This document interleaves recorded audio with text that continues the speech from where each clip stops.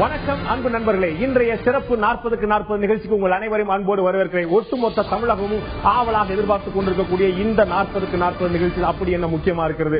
நாடு முழுக்க ஒரு ஆங்கில தொலைக்காட்சி பாக்கி இல்லாமல், செய்தி தொலைக்காட்சி பாக்கி இல்லாமல் அத்தனை பேரும் தங்களுடைய பங்குக்கு கருத்து கணிப்புகளை, தேர்தலுக்கு பிந்தைய கருத்து கணிப்புகளை, எக்ஸிட் போல் என்று அழைக்கப்படக்கூடிய தேர்தலுக்கு பிந்தைய கருத்து கணிப்புகளை போட்டு தாக்கி மக்களை வேண்டிய அளவுக்கு குழப்பிவிட்டன. அந்த தொலைக்காட்சி வரிசையில் இன்னொரு தொலைக்காட்சியாக இருந்து உங்களை குழப்பதற்காக அல்லாமல் ஒட்டுமொத்தமான தெளிவான பார்வையை அறிவியல் பூர்வமாக, ஆதாரப்பூர்வமாக நிரூபிப்பதற்காக இந்த சிறப்பு 40க்கு 40 நிகழ்ச்சி இன்று நடக்க இருக்கிறது. இதில் ஏற்கனவே சொன்னது போல பிரம்மாண்டமான முறையில் கிறிஸ் இன்ஃபோ மீடியா நிறுவனத்துடன் இணைந்து உங்களுடைய தந்தி டிவி மிக பிரம்மாண்டமான சாம்பிள் சைஸ், இதுவரைக்கும் தமிழகத்தில் 39+1 தமிழகம் மற்றும் புதுவையில் 40 தொகுதிகளில் 32,000 சாம்பிள் சைஸ், ஒட்டுமொத்தமாக 40 தொகுதியில் 32,000 பேரிடம் கருத்து கணிப்பு நடத்தி ஒவ்வொருவராக சந்தித்து ஒரே நாளில் ஏப்ரல் 24 தமிழகம் மற்றும் புதிய வாக்கெடுப்பு நடந்த அன்று ஒரே நாளில் 32,000 பேரை நேரடியாக சந்தித்து தந்தியுடைய மிகப்பெரிய பிரம்மாண்டமான ஆலமரம்போல் இருக்கக்கூடிய தந்தியுடைய நிருபர்களுடைய ஒத்துழைப்போடு, கான்ட்ரிபியூட்டர்ஸ் ஒத்துழைப்போடு உங்கள் தந்தி தொலைக்காட்சி கிறிஸ் இன்ஃபோ மீடியா நிறுவனம் இணைந்து பிரம்மாண்டமான கருத்து கணிப்பை நடத்தியிருக்கிறது. அதனுடைய முடிவுகள் என்ன? தமிழகத்தில் எந்த கட்சி எவ்வளவு இடங்களை ஜெயிக்கப் போகிறது? அதிமுக எவ்வளவு இடம்? மிகப்பெரிய எதிர்பார்ப்பை ஏற்படுத்தக்கூடிய தேசிய ஜனநாயக கூட்டணிக்கு எவ்வளவு இடம்? திமுக எவ்வளவு இடங்கள் வெல்லப் போகிறது? புதுச்சேரியில் ஜெயிக்கப் போவது யார் என்று பல்வேறு கேள்விகளுக்கு ஆதாரப்பூர்வமான பதில்களை இன்றைய 40க்கு 40 விசேஷ நிகழ்ச்சி நாம் வழங்க இருக்கிறோம்.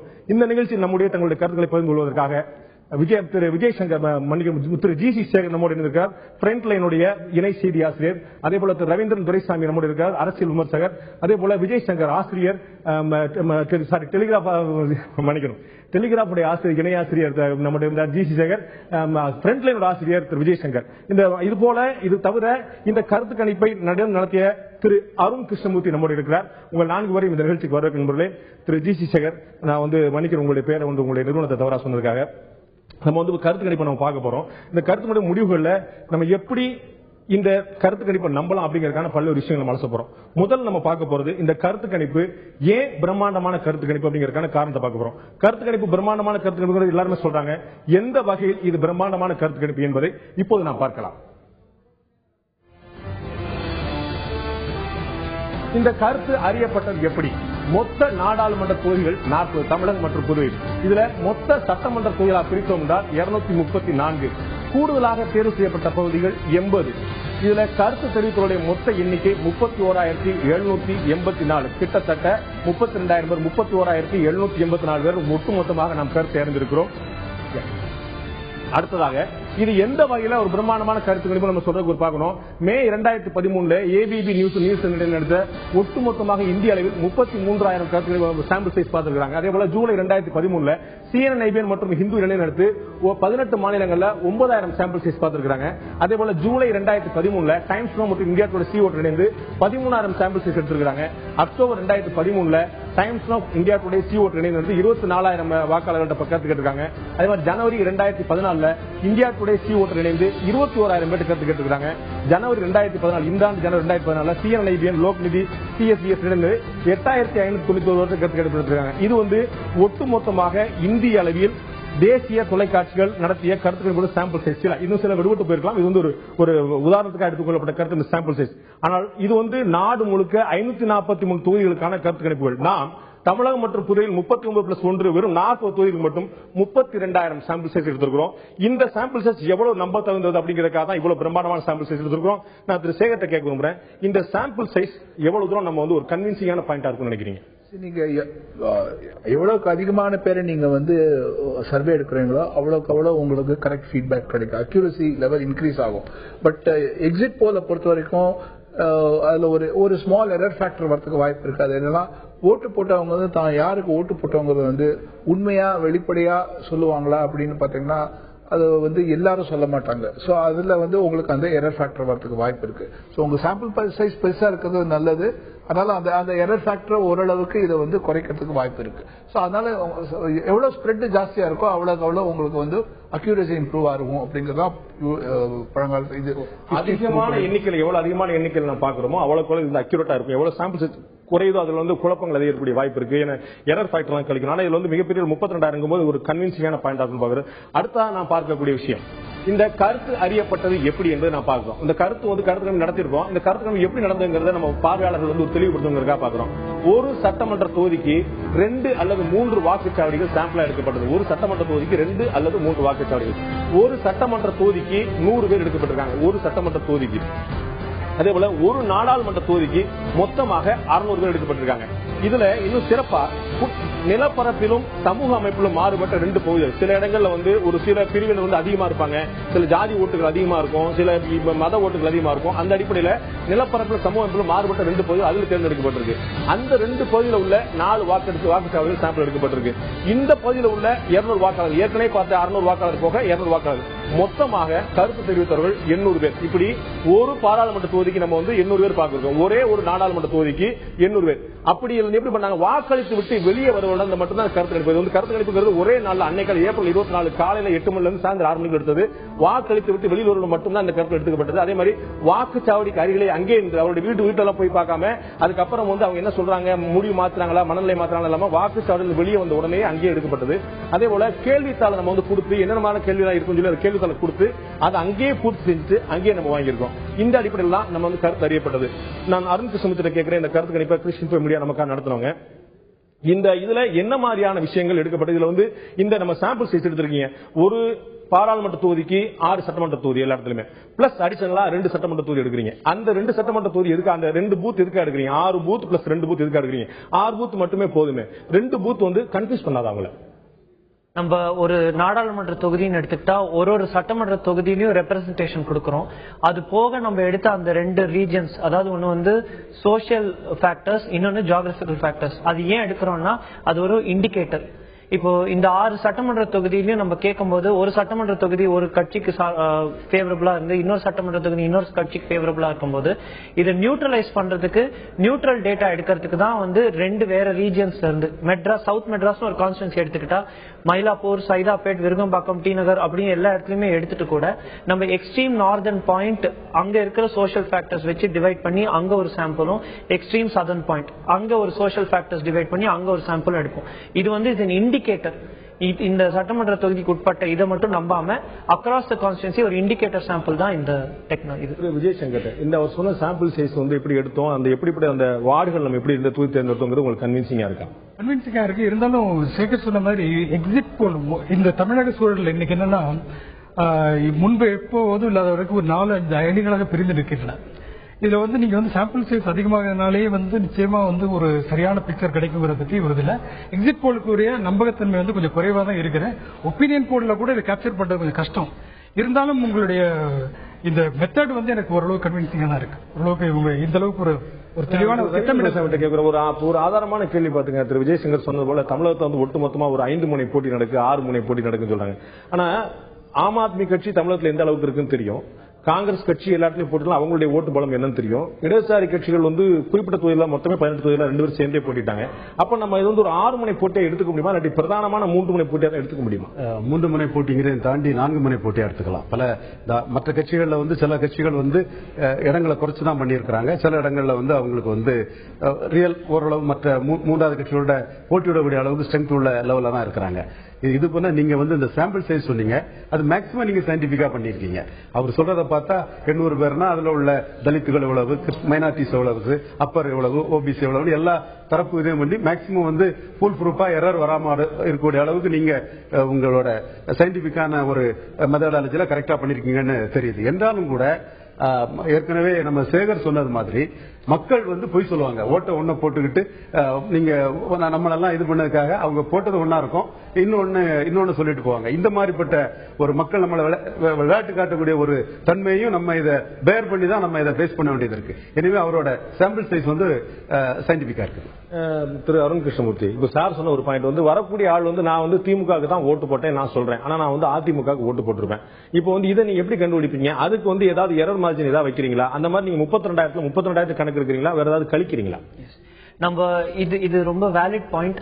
அதாவது ஒரு கார்ட்டூனே இருக்கு, உள்ள யாருக்கு ஓட்டு போட்டேன், வெளில உள்ள இவருக்கு போட போனேன், ஆனா மறந்து போயிட்டேன், தப்பா மாத்தி போட்டேன், அதனால வெளில எக்ஸிட் போல கரெக்டா போட வேண்டிய ஆளுக்கு போட்டுட்டேன் அப்படின்னாங்க. நம்ம அதுக்குதான் என்ன பண்ணிருக்கோம்னா இதை கூட ஒரு சீக்ரெட் பேலட்டா நம்ம அவங்க கிட்ட யாருக்கு ஓட்டு போட்டீங்க கேட்டு நம்ம டிக் போடுறது இல்ல, அவங்க கிட்ட ஒரு சீக்ரெட் பேலட்டா கொடுத்து அதை கலெக்ட் பண்ணி லேட்டர் தான் டேட்டா ப்ராசஸ் பண்றோம். இது ஒரு ஃபில்டரிங் மெத்தட். அவங்களுக்கு நம்ம மேல ஒரு ட்ரஸ்ட் வர ஃபேக்டர். இதெல்லாம் போக அதுக்கப்புறம் நம்ம குவெஸ்டினர் அப்படின்னு நீங்க பாத்தீங்கன்னா அந்த குவெஸ்டினர்லயே 4 to 5 கேள்விகள் இருக்கும் ஏரியாக்கு ஏத்த மாதிரி. அந்த 4 to 5 கேள்விகள் எப்படி இருக்கும்னா சுத்தி சுத்தி கடைசியில ஒரே ஆன்சருக்கு வரதான் வைக்கும். சோ அதுலயும் அவங்க மாத்தி மாத்தி பதில் சொல்லும் போது 1 to 2 கேள்விக்கு அவங்க ஒரே மாதிரி பதில் சொல்லியிருந்தாங்கன்னா இவங்களுக்கு தான் ஓட்டு போட்டிருப்பாங்க. ஃபர்ஸ்ட் கேட்ட கேள்வியே வந்து நோட்டா பயன்படுத்தினீர்களா அப்படின்னு. நிறைய பேர் நோட்டா பயன்படுத்தினோம் அப்படின்னு டிக்கு போட்டு கீழே யாருக்கு ஓட்டு போட்டீங்கன்னு கேட்டு ஆம் ஆத்மி அப்படின்னு அதுக்கும் டிக் அடிச்சிருந்தாங்க. சோ இந்த மாதிரி எல்லாம் கன்ஃபியூஷன் அந்த வாக்கு சீட்டை வந்து நீங்க செல்லாத நம்ம இது பண்ணிடுவோம், அதை டிஸ்கவுண்ட் பண்ணிடுவோம். அப்படிதான் 32,000 நம்ம டிஸ்கவுண்ட் பண்ணி தான் கடைசியில 31,764 வந்து நின்னுது.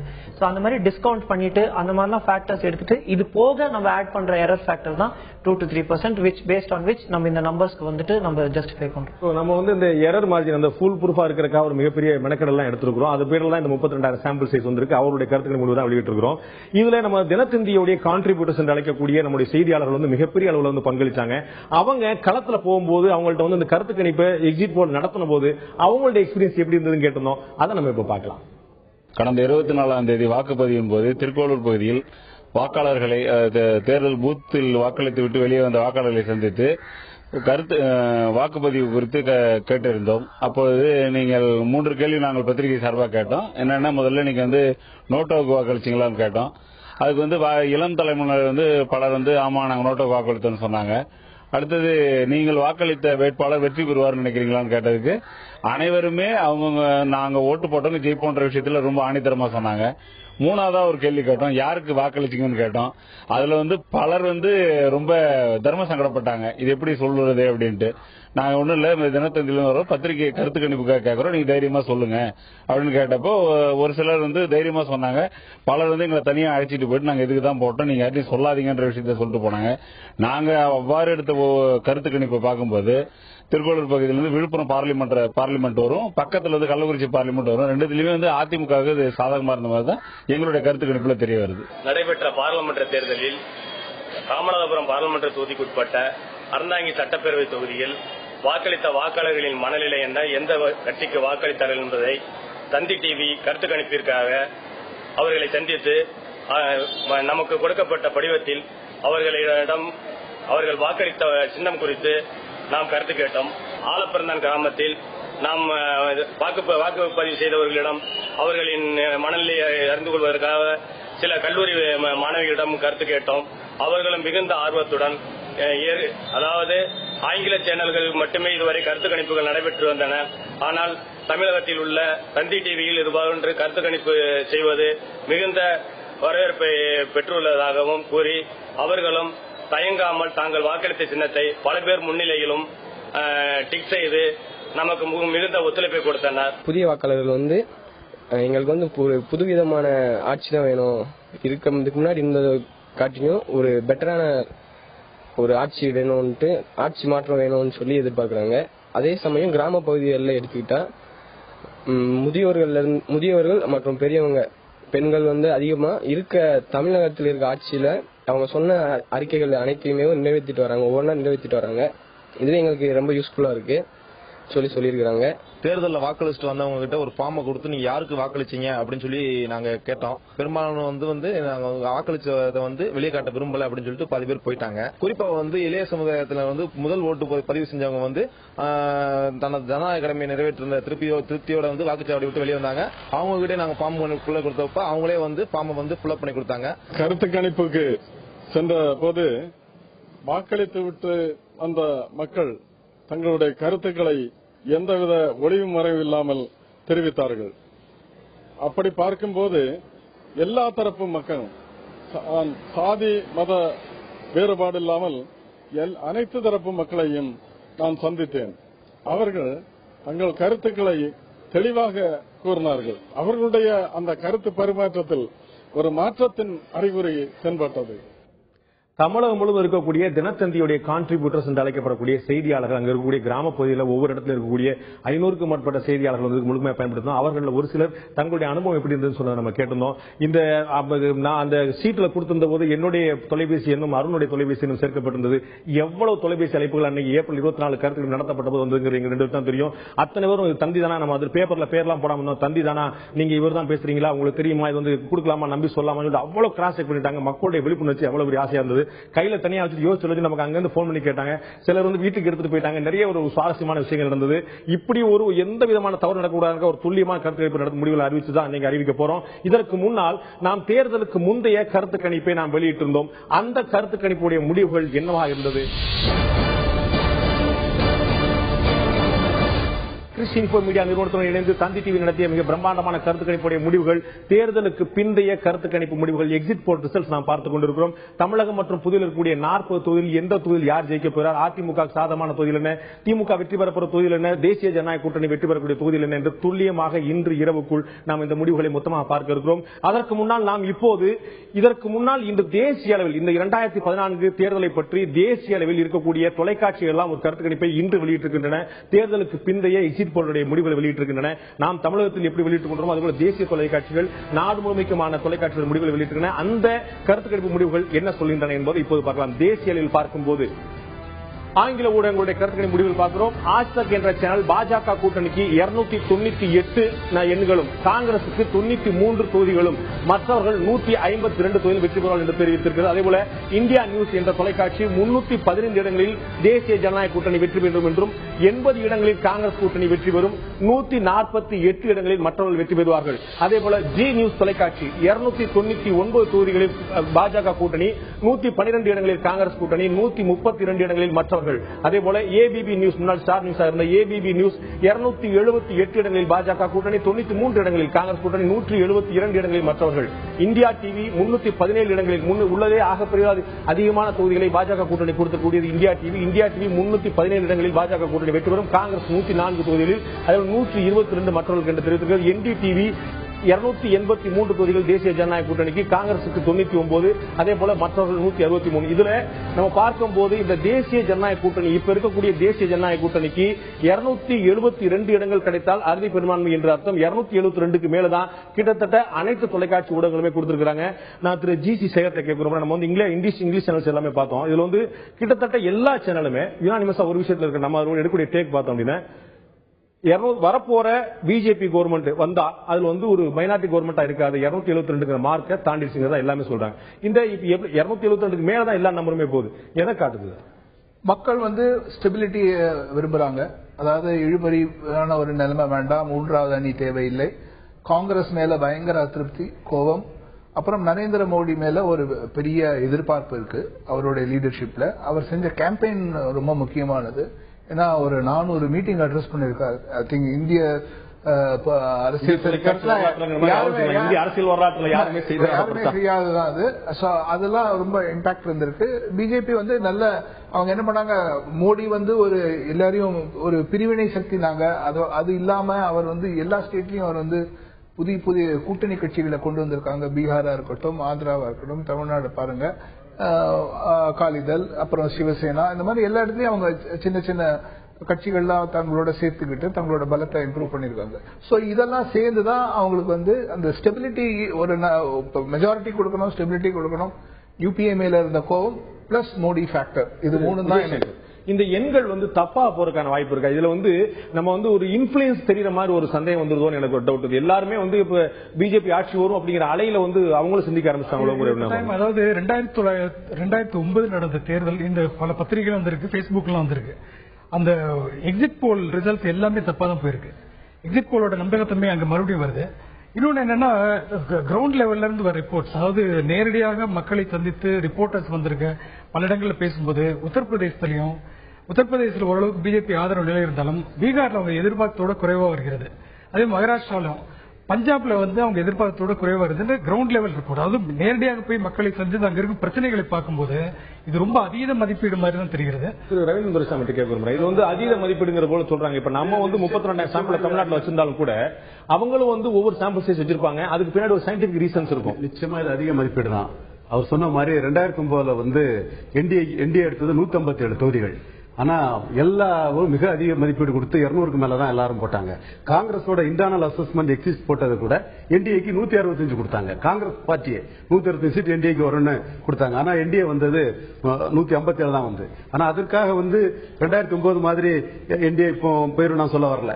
என்டிஏ வந்து இது ஓவர் அசஸ்மெண்ட் தான். என்டிஏவோட ஒரு ஸ்ட்ரென்த் வந்து என்னோட கணிப்புப்படி 250 260 இந்த ரேஞ்ச் தான் என்டிஏ வர முடியும். நாங்க வந்து உள்ளே உங்களை வந்து இது வந்து எல்லாருமே அதிகமான எண்ணிக்கை கொடுத்திருக்காங்கன்னு சொல்லி சொல்றீங்க. அப்ப உள்ளே கம்மியா கொடுத்திருக்கிறது வந்து ஏபிபி நியூஸ் 278 கொடுத்திருக்காங்க.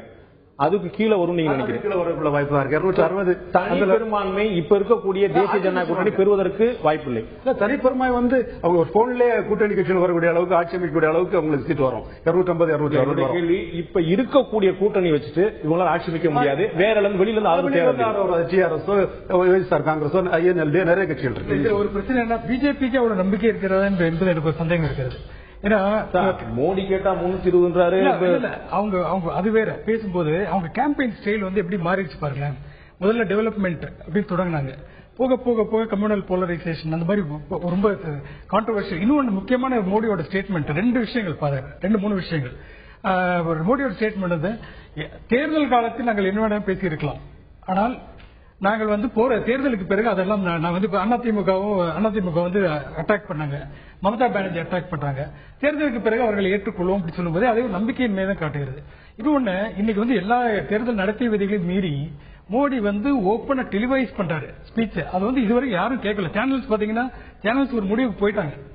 அதனால வந்து நீங்க வந்து அது வந்து கேள்வி கேட்காம அப்படியே போயிடுச்சு. இன்னைக்கு வந்து மன்மோகன் சிங் இன்னைக்கு வந்து பிரைம் மினிஸ்டர் முறையில ஒரு அப்பீல் செய்திருக்க முடியுமா, மக்களுக்கு ஓட்டு போடுங்கள் வந்து மோடி செய்யும் போது ஏன் கேட்க மாட்டேங்கிறாங்க. அதனால வந்து ஒரு பயஸ் ஒரு பாரபட்ச ஒரு போக்கு நம்ம மீடியாவில் இருக்குங்கிறது என்னோட பேருங்கிற மாதிரி அரசியல் எல்லா வித்தைகளையும் மோடி பண்ணாரு. எல்லாமே பண்ணாரு. ஒரு ஸ்டேட் சீஃப் மினிஸ்டர் வந்து அவர் வந்து அதுக்கு தக்கன உள்ள அரசியல் அணுகுமுறையில தான் அதை இதை பண்ணாரு. ஆனா அவர் வந்து தான் சுட் பி ரிமூவ்டு பை தானுங்கிற மாதிரி வந்து முலாயம் சிங் யாதவ், மாயாவதி இவங்களோட ஜாதி அரசியல கவுண்டர் பண்ணாரு யூபில. அது அவங்களுக்கு டிவிடெண்ட் கொடுக்குன்னு நான் நம்புறேன். எப்படின்னா நான் யாதவ் ஓபிசி ஆர்கனைஸ் பண்ணிட்டாரு. திரும்ப வந்து சாமர்ஸ் தவிர மற்ற பாசிஸ் போன்ற தலித்துகளை ஆர்கனைஸ் பண்ணிட்டாரு. இன்னும் கூட வந்து ஒரு இதுல லெவல்ல முலாயம் சிங் யாதவ் மை சப்போர்ட் முஸ்லீம் யாதவ் சப்போர்ட்னு இவர் லாலு பிரசாத் யாதவ் சொல்றாங்க. அதே டைம்ல லாலு பிரசாத் யாதவ் மேல அதிருப்தியை பற்றி இப்ப எல்லாருமே வெகு கவனமா மறந்துட்டாங்க. பார்வையில் வந்து பிஜேபி இந்த 2 வருடங்களுக்கு முன்பே லல்லு பிரசாத்துக்கு வந்து மறுபடியும் ஆதரவு பெருகி கொண்டிருந்தது. இந்த 2 வருஷத்துக்கு இந்த பீரியட்ல வந்து அவர் மறுபடியும் கெயின் பண்ணிருக்காரு. ஒரு சீட்டு வருமா அப்படிங்கிற ஒரு குழப்பம் இருக்கு. இருந்தாலும் கூட இப்ப எனக்கு தெரிஞ்சு உங்களுடைய 3 பார்வையில பிஜேபி ஆட்சி அமைக்கக்கூடிய வாய்ப்பு, அதாவது என்டிஏ ஆட்சி அமைக்கக்கூடிய வாய்ப்பு இருக்கு. ஆனா இவ்வளவு எண்ணிக்கை வருமா அப்படிங்கிற ஒரு சந்தேகம் இருக்கு புரிஞ்சுக்கிறேன். இதற்கு முன்னால் நாம் நண்பர்களே தமிழகம் முழுவதும் 40 தொகுதியில் வந்து தேர்தலுக்கு முந்தைய கருத்து கணிப்பு நடத்தியிருந்தோம். அந்த கருத்து கணிப்புடைய முடிவுகள் என்னவாக இருந்தாலும் இப்போது பார்ப்போம். அதுக்கு பின்னாடிதான் இப்போ எடுக்க தேர்தலுக்கு பிந்தைய கருத்து கணிப்பு முடிவுகள் வந்து எப்படி ஒரு மாற்றம் இருக்கு என்பதை பார்க்கலாம். தேர்தலுக்கு முன்பு நாம் தேசிய ஜனநாயக கூட்டணி தமிழகத்தில் எத்தனை தொகுதியில் வெற்றி முடியும் எந்த இடத்துல தேர்தலுக்கு முந்தைய கருத்து கணிப்பு முடிவுகள்ல தர்மபுரி, விருதுநகர், தென்காசி, கன்னியாகுமரி, புதுச்சேரி இந்த 5 தொகுதியில் தேசிய ஜனநாயக கூட்டணிக்கு வெற்றி வாய்ப்பு இருக்கு சொல்லியிருந்தோம். தர்மபுரி, விருதுநகர், தென்காசி, கன்னியாகுமரி, புதுச்சேரி இந்த 5 தொகுதியில் தேசிய ஜனநாயக கூட்டணி வெற்றி வாய்ப்பு இருக்கு சொல்லியிருந்தோம். அதே போல அடுத்ததாக திராவிட முன்னேற்ற கழக கூட்டணி மத்திய சென்னை, ஸ்ரீபெரும்புதூர், வேலூர், திருவண்ணாமலை, விழுப்புரம். மத்திய சென்னை, ஸ்ரீபெரும்புதூர், வேலூர், திருவண்ணாமலை, விழுப்புரம் 5 பிளஸ் கள்ளக்குறிச்சி, பெரம்பலூர், மதுரை இந்த 6 தொகுதியில திமுக கூட்டணி வெற்றி பெறும் என்று தேர்தலுக்கு முந்தைய கருத்து கணிப்பு சொல்லியிருந்தது. அதே போல அதிமுக கூட்டணி எத்தனை இடத்துல வெற்றி பெறும் அப்படிங்கறத பார்ப்போம். அதிமுக கூட்டணி ஒட்டுமொத்தமாக 18 தொகுதியில வெற்றி பெறும் என்று தேர்தலுக்கு முந்தைய கருத்து கணிப்பு சொல்லியிருந்தது. அது என்ன தொகுதி? திருவள்ளூர், தென் சென்னை, காஞ்சிபுரம், அரக்கோணம், கிருஷ்ணகிரி மற்றும் சேலம், நாமக்கல், ஈரோடு, பொள்ளாச்சி, திண்டுக்கல் மற்றும் கரூர், கடலூர், மயிலாடுதுறை, நாகப்பட்டினம், சிவகங்கை, தேனி, ராமநாதபுரம், நெல்லை இந்த 18 தொகுதிகளில் அதிமுக வெற்றி பெறும் என்று சொல்லியிருந்தோம். இழுபறியாக சமபலத்தில் இருந்த தொகுதிகள் என்னென்னு பார்க்கும்போது சமபலத்தில் இருந்த தொகுதிகள் தேர்தலுக்கு முந்தைய கருத்து கணிப்புப்படி 9 தொகுதிகள் தேர்தலுக்கு முன்னில் இழுபறியில் இருந்தன. வடசென்னை, ஆரணி, திருப்பூர், நீலகிரி, கோவை. வடசென்னை, ஆரணி, திருப்பூர், நீலகிரி, கோவை மற்றும் திருச்சி, சிதம்பரம், தஞ்சாவூர், தூத்துக்குடி இந்த 9 தொகுதியிலும் இழுபறியில் இருந்தன. தேர்தலுக்கு முந்தைய கருத்து கணிப்பு நான் திரு அருண் கிருஷ்ணமூர்த்தி கேட்க விரும்புறேன். இந்த தேர்தலுக்கு முந்தைய கருத்து கணிப்பு முடிவு நம்மகிட்ட இருந்தது, நம்ம மக்கள் எல்லாத்தையும் சொல்லியிருந்தோம். இப்ப தேர்தலுக்கு முந்தைய முடிவு வந்து தேர்தலுக்கு பிந்தைய முடிவு வந்து எந்த வகையில மாறுபடுது, எந்த அளவுக்கு வந்து ஒரு ஸ்விங் எந்த அளவுக்கு இருந்திருக்கு? தேர்தலுக்கு முந்தைய கருத்து கணிப்பு நம்ம எடுக்கும்போது நம்ம அதே வந்து அக்ராஸ் த பீரியட் எடுப்போம். ஜனவரி, பிப்ரவரி, மார்ச், ஏப்ரல் அப்படின்னு 4 மாசத்துலயும் கவர் பண்ணி ரிசர்ச் பண்ணது. ஃபர்ஸ்ட் ஒப்பீனியன் போல் வந்து நம்ம ஜான், ஃபெப், மார்ச் ரிலீஸ் பண்ணோம். செகண்ட் ஒப்பீனியன் போல் இன்னவே கன்சாலிடேட் பண்ணி கான்சென்ட்ரேட் பண்ணி ஏப்ரல்ல எலெக்ஷன் நினைவு சரியா இருந்தா முதல்ல நம்ம வந்து 20,000 சாம்பிள் எடுத்துருந்தோம். அதுக்கு பிறகு அதை கிராஸ் செக் பண்றதுக்காக வாக்காளர் வேட்பாளர் அறிவிக்கப்பட்ட பிறகு கூட்டணி இறுதி செய்யப்பட்ட பிறகு அதை கிராஸ் செக் பண்றதுக்காக இன்னொரு 5,000 சாம்பிள் அடிஷனல் எடுத்து நம்ம பண்ணோம். நம்ம மொத்தம் 25,000 மக்கள் கிட்ட வந்து நம்ம சாம்பிள் சைஸ்ல வச்சுட்டு நம்ம கொஸ்டின்ஸ் கேட்டோம். அப்படி பண்ணும்போது தான் நம்ம ஒரு மெத்தடாலஜிக்கு வந்தோம். ஃப்ரண்ட் ரன்னர், செகண்ட் ரன்னர், அதுக்கப்புறம் தேர்ட் ஸ்பாயிலர் அப்படின்னு. அந்த ஃப்ரண்ட் ரன்னர் இங்க வந்து கிளியராவே இந்த எல்லா டைம் பீரியட்லயுமே ஏடிஎம்கே அவங்க ஃப்ரண்ட் தான் இருந்தது. செகண்ட் ரன்னரா வந்து டிஎம்கே இருந்தது. மல்டி பார்ட்டி கார்னர் ஃபைட் வரும்போது ஆப்போசிஷன் ஓட் ஸ்பிளிட் ஆகும்போது அது ஒரு பார்ட்டிக்கு பெனிஃபிட் ஆகும் அப்படின்னு நினைச்சிருந்தாலுமே கூட ஆப்போசிஷன் ஓட்டே கூட சில இடத்துல கன்சாலிடேட் ஆகி டிஎம்கேக்கு தான் போற மாதிரி நடுவுல எல்லாம் தெரிய வந்தது. அதுக்கப்புறம் தான் வந்து ஜான், ஃபெப்ல ஏடிஎம்கேக்கு இருந்த சர்ஜ் வந்து அவங்க ஒரு த்ரெஷோல்ட் ரீச் பண்ணிட்டாங்க. இதுக்கு மேல ஏடிஎம்கேக்கு ஓட்டு வராது, சீட் வராது அப்படிங்கிற ஒரு லெவல் அவங்க ரீச் பண்ணும்போது இனிமே கெயின் பண்ண போது ஐதர் டிஎம்கே ஆர் என்டிஏ அப்படிங்கிற ஃபேக்டர் இருக்கும்போது மார்ச் அந்த பீரியட்ல டிஎம்கே அவங்க கெயின் பண்ணாங்க. அதுக்கான காரணங்களும் இருந்தது. ஸ்டாலின் அவருடைய கேம்பெயின்ஸ் இதெல்லாம் வச்சு டிஎம்கேக்கு பாப்புலாரிட்டி ஜாஸ்தியாச்சு. இதே மோடி வந்ததுக்கு அப்புறம் இன்னும் இங்கே கூட கூட்டணிக்குள்ள நிறைய வந்து கேம்பெயின் பண்ண ஆரம்பிச்ச உடனே தேர்ட் கெய்னரா என்டிஏ வந்து க்ளோசர் டு எலெக்ஷன்ஸ் அவங்க கெயின் பண்ண ஆரம்பிச்சாங்க. இதெல்லாம் சேர்த்து போட்டுதான் நம்ம இந்த நம்பர்ஸ்க்கு வந்திருந்தோம். ஆனா ஏப்ரல் 24 என்ன நடந்தது அப்படின்னு பாக்கச்சு இதை விட ரொம்ப பிரமாதமா எதுவும் மாறிடல. அந்த க்ளோஸ் டு கால் சீட்ஸ்ல சில சீட்ஸ் மாறி இருக்கு. ஆனா பெரும்பாலான சீட்ஸ் அதே தான் இருக்கு. அப்படியே பார்த்தா கூட ஏடிஎம்கேக்கு நம்ம ஜனவரி, பிப்ரவரியில கொடுத்த அந்த சர்ஜ் அவங்க மெயின்டைன் பண்ணிருக்காங்க அப்படிங்கறத நம்ம எக்ஸிட் பண்ணலாம். ஒட்டுமொத்தமாக நம்ம வந்து எலெக்ஷனுக்கு முன்னாடி வாக்குப்பதிவுக்கு முன்னாடி ஒட்டுமொத்தமாக நம்ம எத்தனை இடங்கள் எந்த கட்சிக்கு அப்படிங்கறத ஒட்டுமொத்தமாக பார்க்கும்போது தேர்தலுக்கு முன்னால் அதிமுக 18 தொகுதிகள், திமுக 8 தொகுதிகள், திமுக அணி, பாஜக அணி 5 தொகுதிகள், சமபலத்தில் 9 தொகுதிகள். நான் திரு விஜயசங்கர் கேட்க இந்த எண்ணிக்கை நம்ம எலெக்ஷனுக்கு முன்னாடி 25,000 சாம்பிள் சைஸ் எடுத்து 2 கட்டம் எடுத்து நடத்தக்கூடிய ரிசல்ட். இதுல வந்து இப்ப இருக்கக்கூடிய நிலவரம் படி உங்களுக்கு ஏதாவது மாற்றம் இருக்கும்னு தோணுதா? உங்களுடைய கருத்து? இதுல மாற்றம் இருக்கும் நினைக்கிறேன். அதாவது முதல்ல இந்த பிரச்சாரம் தொடங்கும் போது அதிமுக ஒரு அட்வான்டேஜ் இருந்தது. மிக பெரும் ஒரு இஷ்யூஸ் எதுவும் இல்ல, பெரிய பிரச்சனைகள்லாம் இல்லாம ரொம்ப அவங்களுக்கு இருக்கிற ஒரு 32-33% வாக்கு வங்கியை வந்து அவங்க வச்சுக்குவாங்க. இன்னொன்னு ஓட்டு பெரியது, அதனால அவங்க தொடங்கும் போதே வந்து அதிமுக வந்து ஒரு அட்வான்டேஜ் இருந்தது. இன்னொன்னு இந்த என்டிஏ அணிங்கிறது ரொம்ப நாள் ஆச்சு ஃபார்ம் பண்றதுக்கு. உள்ளுக்குள்ளேயே வந்து யார் எங்க போவாங்கிறது. அது திமுகவுக்கு அந்த ஒரு வீக்னஸ் இருந்தது. முதல்ல யார் அணி காங்கிரஸ் கூட வருவாங்களா வரமாட்டாங்களாங்கிற ஒரு வீக்னஸ் இருந்தது. ஆனா அந்த பீரியட்ல கன்ஃபியூஷனே இல்லாம ஃபீல்டுக்கு போனது வந்து அதிமுக தான். பிரச்சாரத்தை தொடங்கிட்டாங்க. அதனால அவங்களுக்கு அந்த அட்வான்டேஜ் மெயின்டைன் பண்ணாங்க. நடுவுல தான் பவர் கட்டுங்கிற ஒரு பிரச்சனை வருது.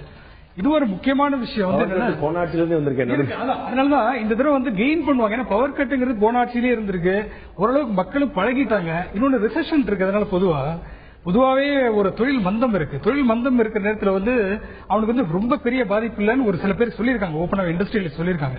அதனால அந்த விஷயம் அவங்க பாதிக்கலங்கிறதா எனக்கு தோணுது. ஏடிஎம்கே வந்து இதனால பாதிக்கப்படல. இது தாண்டி இந்த சமபலம் இருக்கக்கூடிய தொகுதிகள் 9 தொகுதிகளும் எது அட்வான்டேஜா போகுது, எந்த கட்சிக்கு அது பிரியுது அப்படிங்கிற பார்த்தபோது ஒட்டுமொத்த இறுதி நிலவரமாக தேர்தலுக்கு முந்தைய நமது கருத்து கணிப்புப்படி, தந்திக்கையுடைய கருத்து கணிப்புப்படி அதிமுகவுக்கு 18+8 26 தொகுதிகள், திமுக அணிக்கு வந்து 8+1 9 தொகுதிகள், பாஜக அணிக்கு அதே 5 தொகுதிகள் வந்து தேர்தலுக்கு முந்தைய ஒட்டுமொத்த நிலவரமா பார்த்திருந்தோம். நான் திரு சேகத்தை கேட்கிறேன், இதுதான் வந்து நம்ம வந்து எலெக்ஷனுக்கு முன்னாடி நம்ம போட்ட ஃபைனல் டேலி. எலெக்ஷனுக்கு முன்னாடி 21ஆம் தேதி ஏப்ரல் 21ஆம் தேதி நம்முடைய பிரச்சாரம் முடியறதுக்கு முந்தின நாள் நம்ம போட்ட போது நம்ம வந்து இந்த நம்பர்ல ஏதாவது சேஞ்சஸ் இருக்கும்னு நினைக்கிறீங்களா? இப்போ வந்து நம்ம இந்த கணக்குப்படி பார்க்கும்போது 26 சீட் வந்து ஏடிஎம்கேக்கு வரும். இந்த நம்ம வந்து சமபலத்திற்கு கூடிய அதில் அட்வான்டேஜ் எடுக்கிறவங்க யாரும் பார்க்கும்போது 9 தொகுதி திமுக வந்திருக்கணும், 5 தொகுதி வந்து தேசிய ஜனநாயக கூட்டணிக்கு வந்திருக்கும். தேர்தலுக்கு முந்தைய கணிப்பின்படி ஆல்மோஸ்ட் இதை சார்ந்துதான் வரும். இதுல இருந்து மாறுபடுறதுக்கான வாய்ப்பு கிடையாது. ஏன்னா நீங்க ஃபர்ஸ்ட் நீங்க பிஜேபியில இருந்து எடுத்தீங்கன்னா அவங்களோட வினபிள் சீட்ஸ் பாத்தீங்கன்னா அவங்களுக்குள்ள இருக்கிறவங்களே அவங்க 5 சீட்டு தான் சொல்றாங்க. அதுக்கு மேல நாங்க வினபிள் சீட்ஸ் இல்ல, அதுக்கு மேல எது வந்தாலும் போனஸ் அப்படின்னு தான் சொல்றாங்க. அதே மாதிரி டிஎம்கே அவங்களுக்கு வினபிள் சீட்ஸ் அப்படின்னு சர்டன் சீட்ஸ் போட்டு வச்சிருக்காங்க. இப்போ உங்க எக்ஸிட் போலையும் அதே தான் சொல்லுது. அந்த எக்ஸிட் போலையும் அந்த வினபிள் சீட்ஸ் தான் அவங்க வின் பண்ணுவாங்க. சோ எந்த இடத்துலலாம் வந்து திமுக வந்து நல்லா பர்ஃபார்ம் பண்ணிருக்கோ அந்த இடத்துல வந்து இழுபறி ஏடிஎம்கேக்கும் டிஎம்கேக்கும் நிறைய இழுபறி இருக்க வாய்ப்பு இருக்கு. அதே மாதிரி பாஜக சில தொகுதிகளில் அவங்க எதிர்பார்த்ததோட நல்லா செஞ்சிருக்காங்க. திமுக 3வது இடத்துக்கு தள்ளிட்டு பாஜக 2வது இடத்துக்கு வர தொகுதியில் அங்க வந்து ஏடிஎம்கேக்கும் பிஜேபிக்கும் போட்டி ஜாஸ்தி இருக்கக்கூடிய வாய்ப்பு இருக்கு. சோ அதனால உங்களுக்கு அதனால உங்களுக்கு வந்து இந்த டஃப் டைட் பினிஷ் இருக்கும். இன்னொரு ஃபேக்டர் என்னன்னா ஏடிஎம்கேக்கு வந்து மேஜரா ஆன்டி இன்கம்பன்சி அப்படிங்கிறது வந்து ஒன்னும் செட் ஆகல. தமிழ்நாட்டில் எதிர்ப்பு அலை எப்படின்னு ஒன்னும் பெரிய அளவுல வரல. அது ஒண்ணு. ஏடிஎம்கே ஒண்ணு என்னன்னா தமிழ்நாட்டில் இருக்கக்கூடிய கட்சிகள ஓட்டு வங்கி அதிகமா இருக்கக்கூடிய கட்சி அதிமுக. சோ அந்த ஓட்டு வங்கி அதை பத்தி நான் விரிவா பேச இருக்கிறேன். ஒரு முக்கியமான பாயிண்டா கூட திரு ரவீந்திரன் துரைசாமி, இதுல வந்து எந்த அளவுக்கு நீங்க வந்து அந்த நிகழ்ச்சியில் நீங்க கலந்தீங்க என்னுடைய ஞாபகம், இதுல வந்து எந்த அளவுக்கு ஒரு மாற்றம் இருக்கும் தேர்தல் நம்ம வந்து இது வந்து இந்த கருத்து கணிப்பு வந்து தேர்தலுக்கு பிந்தைய கருத்து கணிப்புக்கும் முந்தைய கருத்து கணிப்புக்கும் எவ்வளவு தூரம் இதுல சேஞ்சஸ் இருக்கும் நீங்க நினைக்கிறீங்க? இந்த கருத்து கணிப்பு சேஞ்சஸ் பார்த்தா போல் மேனேஜ்மெண்ட் தான். 2009 திமுக அணி எஃபெக்டிவா போல மேனேஜ் பண்ணாங்க. போல் மேனேஜ் பண்ணா நீங்க புரிஞ்சுக்கணும்னு நினைக்கிறேன். இப்போ 2014 மக்களவைத் தேர்தலில் ஏடிஎம்கே எஃபெக்டிவா போல் மேனேஜ் பண்ணியிருக்காங்க. திமுக காரங்க மனதளவில் அவங்களுக்கு நிறைய பாசிட்டிவ் ஃபேக்டர்ஸ் திமுக இருந்தும் திமுக மாவட்ட செயலாளர்கள் வேட்பாளர்கள் வந்து மனதளவிலே தளர்ந்துட்டாங்க. இத்தனைக்கும் வந்து திமுகவுக்கு வந்து காங்கிரஸ்ல உள்ள மைனாரிட்டிஸ் ஓட்ஸ் வர்றது வாய்ப்பு, தேமுதிகவில் உள்ள தலித் ஓட்டுகளும் தேமுதிக ஆதரவான கிறிஸ்தவ முஸ்லீம் வாக்குகளும் திமுக இலவசமாக வரக்கூடிய வாய்ப்பு. எப்படி இருந்தாலும் 3 வருஷம் ஆண்ட ஒரு கட்சிக்குள்ள ஆன்டி எஸ்டாபிளிஷ்மெண்ட் வாக்குகள் குறைஞ்ச அளவுனா கூட அது வரதுக்கு வாய்ப்பு உண்டு. இவ்வளவு வாய்ப்பு இருந்தாலும் கூட டிஎம்கே வந்து தன்னோட போரை வந்து ஒரு கான்பிடண்டா வின் பண்ணுவோங்கிற அளவுக்கு அந்த போரை நடத்தல. அந்த போரை ஏனோ தானோன்னு நடத்திட்டாங்க. போல் மேனேஜ்மெண்ட் சரியில்லைன்னு இதை காட்டுது. அதோடைய அட்வான்டேஜ் வந்து அதிமுக எடுத்துருச்சு. திமுக வந்து மனதளவிலே தயாராகவில்லை, ஒரு சரியான சவாலை அது கொடுக்கவில்லை. அதனாலதான் இந்த ஒரு இழப்பு ஏற்பட்டிருக்கு. திமுக தான் அதிகமான லூசரா இருக்காங்க, ஏடிஎம்கே சால்டா இருந்தது சொல்லிட்டு இதெல்லாம் நாம் பார்த்தது. இன்று தேசிய அளவில் தொலைக்காட்சிகள் தேசிய ஊடகங்கள் நடத்திய தொலைக்காட்சியுடைய கருத்து கணிப்பு முடிவுகளை பார்த்தோம். அதே போல தேர்தலுக்கு முன்னால் தந்தி டிவி நடத்திய கருத்து கணிப்பு முடிவை பார்க்கிறோம்.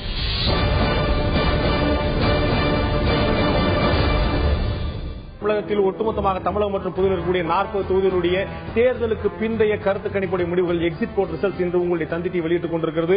இந்த ஓட்டிங் பேட்டர்ன் தமிழகத்தில் ஒட்டுமொத்தமாக வாக்கு எப்படி அமைந்தது என்று பார்ப்பதற்கு முன்னால் முதல்ல தமிழகத்தில் இருக்கக்கூடிய நகர்ப்புறம் கிராமம் என்று குறிக்கும் போது தமிழகத்தில் இருக்கக்கூடிய நகர்ப்புற தொகுதியில் நாம் அறிந்து கொள்ள தொகுதி பார்த்தீங்கன்னா நகர்ப்புற தொகுதி தமிழகத்தில் வட சென்னை, தென் சென்னை, மத்திய சென்னை, ஸ்ரீபெரும்புதூர், காஞ்சிபுரம் மற்றும் கோவை, திருச்சி, மதுரை, புதுச்சேரி இந்த தொகுதிகள் ஒட்டுமொத்தமாக நகர்ப்புற தொகுதிகளாக பார்க்கப்படுகின்றன. இதிலிருந்து கிராமப்புற தொகுதிகளாக பார்க்கப்படக்கூடிய தொகுதிகள் என்னென்ன? கிராமப்புற தொகுதிகளாக அடையாளம் கண்டது திருவள்ளூர், அரக்கோணம், வேலூர், கிருஷ்ணகிரி, தருமபுரி மற்றும் திருவண்ணாமலை, ஆரணி, விழுப்புரம், கள்ளக்குறிச்சி, சேலம் மற்றும் இதையும் தவிர ஊரக தொகுதிகளாக கிராமப்புற தொகுதிகளாக நாம் அடையாளம் கண்டிருப்பது நாமக்கல், ஈரோடு, திருப்பூர், நீலகிரி, பொள்ளாச்சி இந்த தொகுதிகள் மட்டுமின்றி திண்டுக்கல், கரூர், பெரம்பலூர், கடலூர், சிதம்பரம் இந்த தொகுதிகள் அனைத்தும் இன்னும் கூட மயிலாடுதுறை, நாகப்பட்டினம், தஞ்சாவூர், சிவகங்கை, தேனி, விருதுநகர், ராமநாதபுரம், தூத்துக்குடி, தென்காசி, நெல்லை மற்றும் கன்னியாகுமரி இந்த தொகுதிகள் ஊரக தொகுதிகளாக பார்க்கப்படுகின்றன. அடுத்ததாக நாம் பார்த்தது ஒட்டுமொத்தமாக வாக்கு சதவீதம் எவ்வளவு பதிவானது. தமிழ்நாட்டில் ஒட்டுமொத்தமாக தேர்தல் வாக்களித்த சதவீதம் ஆண்கள் 73.51% வாக்களித்திருக்கிறார்கள், பெண்கள் 73.86% வாக்களித்திருக்கிறார்கள், மற்றவர்கள் 12.54% வாக்களித்திருக்கிறார்கள். ஒட்டுமொத்தமாக தமிழகத்தில் இந்த 40 தொகுதிகளிலும் வாக்குப்பதிவு 73.68% வாக்குப்பதிவு இருந்தது. இதை தவிர அதிகமாக உள்ளதிலே தமிழகத்தில் அதிகமான வாக்குப்பதிவான தொகுதி தருமபுரி 81.14% வாக்குப்பதிவு இருந்தது. குறைவான பகுதி தென் சென்னை 60.3 அதிகம் படித்தவர்கள் நிறைந்த தொகுதி என்று சொல்லப்படக்கூடிய தென் சென்னை 60.37 வாக்கு பதிவாக இருந்தது. நான் திரு சேகத்தை கேட்க விரும்புறேன். நம்ம வந்து முதல்ல வந்து இந்த பேட்டர்ன் நம்ம வந்து எப்படி போச்சு அப்படின்னு பார்க்கும்போது கிராமப்புறம் நகர்ப்புறம் பிரிக்கிறோம். நகர்ப்புறங்கிறது ரொம்ப குறைவான தொகுதிகள். நம்ம வந்து இந்த சென்னையில் இருக்கக்கூடிய 3 தொகுதிகள் தவிர காஞ்சிபுரம், திருவள்ளூர் சேர்த்தாலும் நகர்ப்புறம் கொண்டு வந்தாலும் கூட அது நிறைய கிராமங்களும் சேர்ந்தா இருக்கு, சேரிப்பதி உழவும் நிறைய சேர்ந்தா இருக்கு. இந்த பேட்டர்ன் பிரிக்கும் போது படித்தவர்கள் அதிகம் நிறைந்த தென் சென்னையில தான் தமிழ்நாட்டிலேயே குறைவான வாக்கு செய்ய வந்திருக்கு. தருமபுரி போன்ற பின்தங்கிய மாவட்டங்கள் தான் ரொம்ப அதிகமான வாக்கு செய்ய வந்திருக்கு. அது எதை காட்டு நினைக்கிறீங்க? ஏன் அந்த மாதிரி போலரைஸ் ஆயிருக்கு நினைக்கிறீங்க? போலரைஸ்ல இங்க எப்பொழுதுமே படித்தவர்கள் இந்த மிடில் கிளாஸ் சேர்ந்தவங்க, உயர்தர வகுப்பை சேர்ந்தவங்க, அவங்க வந்து எலெக்ஷன்ஸ் அவ்வளவு சீரியஸா எடுத்துக்க மாட்டாங்க. அண்ட் நிறைய பேர் இப்ப சம்மர்ல வேற நடக்குதா, எல்லாரும் பாதி பேர் ஊரை விட்டு சம்மர் ஹாலிடேஸ்க்கு கொடைக்கானல், ஊட்டின்னு வேற போயிடுவாங்க. அரசியல்வாதியை பத்தி பேசும்போது அவங்க எல்லாம் துப்பாக்கில சுடணும் சார் மட்டும் சொல்லுவாங்க. அதெல்லாம் சொல்லுவாங்க. நம்ம ஊர்ல யாருமே சரியில்லை, எந்த அரசியல் கட்சியுமே சரியில்லை அப்படின்னு திட்டுறதும் திட்டுவாங்க.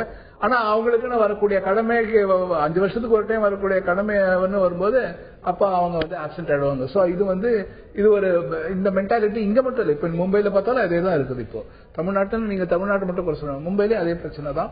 சோ இங்க அந்த இவங்களை வந்து அங்க போய் அந்த வாக்கு சாவடியில கொண்டு போய் சேர்க்கக்கூடிய வேலையும் கட்சிகள் வந்து இன்னும் மும்முரமா செஞ்சிருக்கணும் அப்படின்னா ரவீந்திரசாமி, இது வந்து ஏதாவது ஒரு மாற்றத்தை ஏற்படுத்த நினைக்கிறீங்களா? அந்த மாதிரி கிராமப்புறங்கள் அதிகமான வாக்கு சதவீதம், நகர்ப்புறங்கள குறைவான வாக்கு சதவீதங்கிறது ஏதாவது ஒரு மெசேஜ் பாஸ் பண்ணணும்னு நினைக்கிறீங்களா? கட்சிகளுக்கு சாதகமா செலவு சொல்லணும், படித்தவர்கள் ஓட்டலாம் இவங்களுக்கு, கிராமப்புற ஓட்டலாம் இவங்களுக்கு, தாய்மார்கள் ஓட்டலாம் இவங்களுக்கு, நம்ம ஊர்ல பேட்டன் வச்சிருக்கோம்.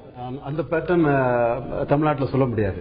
தமிழ்நாடே ஒரு 7-8 டிவிஷனா இருக்குது. சிட்டி ஒரு தன்மையோட இருக்கு, காவிரி டெல்டா பகுதி ஒரு தன்மையில இருக்குது, கொங்கு பெல்ட் ஒரு தன்மையில இருக்கு, வன்னியர் பறையர்கள் 2 சமுதாயம் அவங்க பின்னணி உள்ள கட்சி உள்ள வட மாவட்டங்கள் ஒரு தன்மையில இருக்குது, டவுன் சவுத் ஒரு தன்மையில இருக்கு, அப்பர் சவுத் ஒரு தன்மையில இருக்குது. இப்படி ஒரு பல விதமான ஒரு தன்மைகளும் சமூக அமைப்புகளும் அரசியல் சிந்தனைகளும் உள்ள பகுதியாக தான் தமிழகம் இருந்துட்டு இருக்கு. அதனால நீங்க வந்து நீங்க 2014 தேர்தல் எடுத்துட்டீங்கன்னா வட மாவட்டங்கள்ல திமுக அணி மிக பெருசு.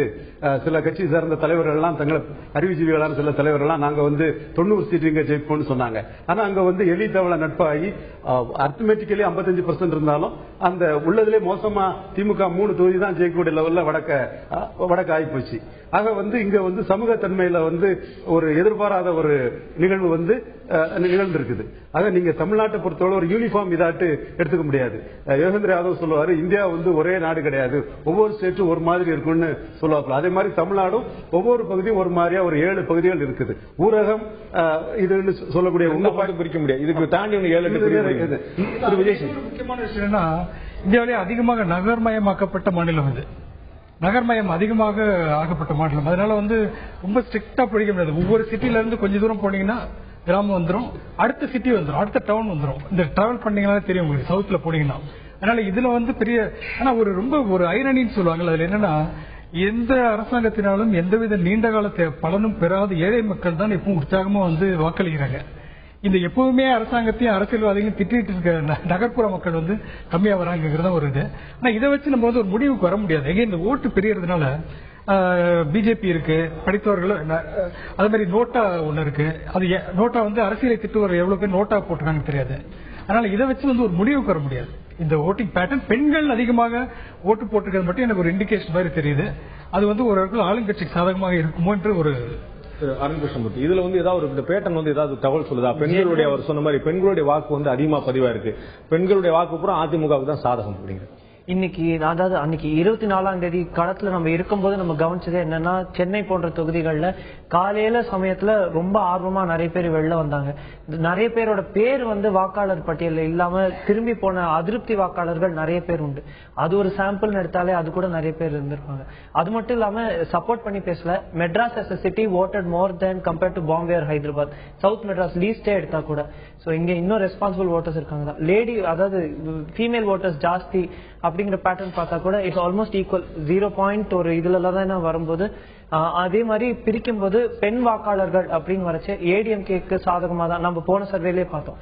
பெண் வாக்காளர்கள்ல நிறைய பேர் வந்து ஏடிஎம்கேக்கும், அதுக்கப்புறம் 2வதா பிஜேபிக்கும், 3வதா திமுகக்கும் தான் வாக்களிச்சிருந்தாங்க. அதாவது கணவன் மனைவி இருக்கும் போது கணவன் எங்க வாக்களிக்க சொல்றாரு அங்கதான மனைவி வாக்களிப்பாங்க, அப்படித்தான பொதுவான ட்ரெண்டா நம்ம கேள்விப்படுறோம். அப்படி இல்லையா?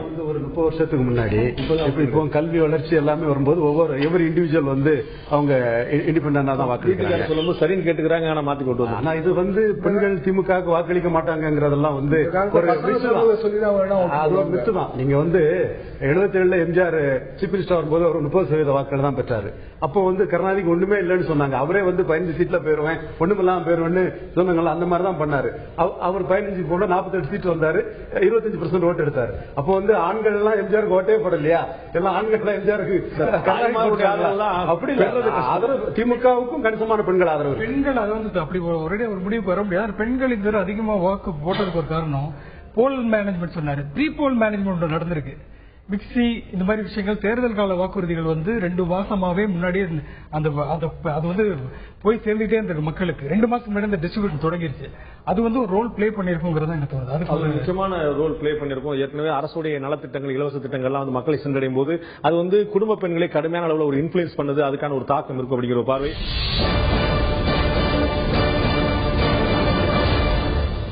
40க்கு 40 சிறப்பு நிகழ்ச்சி தமிழகம் மற்றும் புதியில் இருக்கக்கூடிய 40 தொகுதியிலும் சேர்த்து ஒட்டுமொத்தமாக ஒவ்வொரு தொகுதியிலும் ஜெயிக்க போகிற நமது அடுத்த எம்பி யார் என்பதை துல்லியமான கருத்து கணிப்புகள் மூலம் தேர்தலுக்கு பிந்தைய எக்ஸிட் போல் ரிசல்ட் அழைக்கப்படக்கூடிய தேர்தலுக்கு பிந்தைய கருத்து கணிப்பு மூலம் முடிவுகள் மூலம் பார்த்துக் கொண்டிருக்கிறோம்.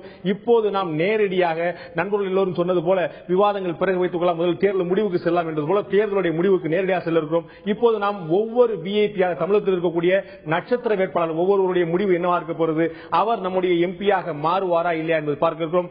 முதலில் நாம் பார்க்க இருக்கக்கூடிய நட்சத்திரம் நாடு முழுவதும் எதிர்பார்த்துக் கொண்டிருக்கக்கூடிய நட்சத்திரம் நீலகிரி ஆ ராசா. நீலகிரி தொகுதியில் ஆ ராசா வெற்றி வாய்ப்பை தவற விடுகிறார். அதிமுகவை சேர்ந்த கோபாலகிருஷ்ணன் வெற்றி பெறுகிறார், 3ஆம் இடத்தை பெறுகிறார் காங்கிரஸ் கட்சியை சேர்ந்த திரு காந்தி. நீலகிரி தொகுதியில் ஆ ராசா திமுக சேர்ந்த 2ஆம் முறையாக போட்டியிடக்கூடிய திரு ஆ ராசா 2ஆம் இடத்தை பெறுகிறார், வெற்றி வாய்ப்பை தவற விடுகிறார்.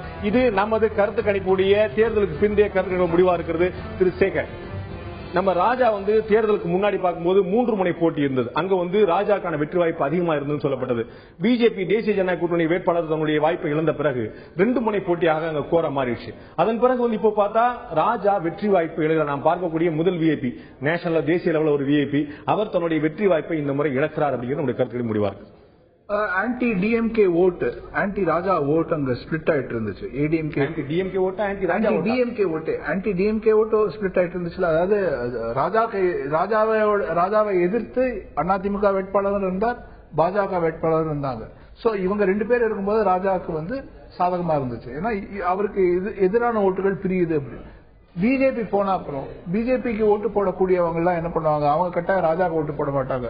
சோ அவங்க வினபிள் கேண்டிடேட்னு பார்த்தா அவங்க ஏடிஎம்கே போட தான் வாய்ப்பு இருக்குங்கிறதுனால அவங்க ஏடிஎம்கே கேண்டிடேட் போட்டிருக்காங்கன்னு தான் தோணுது.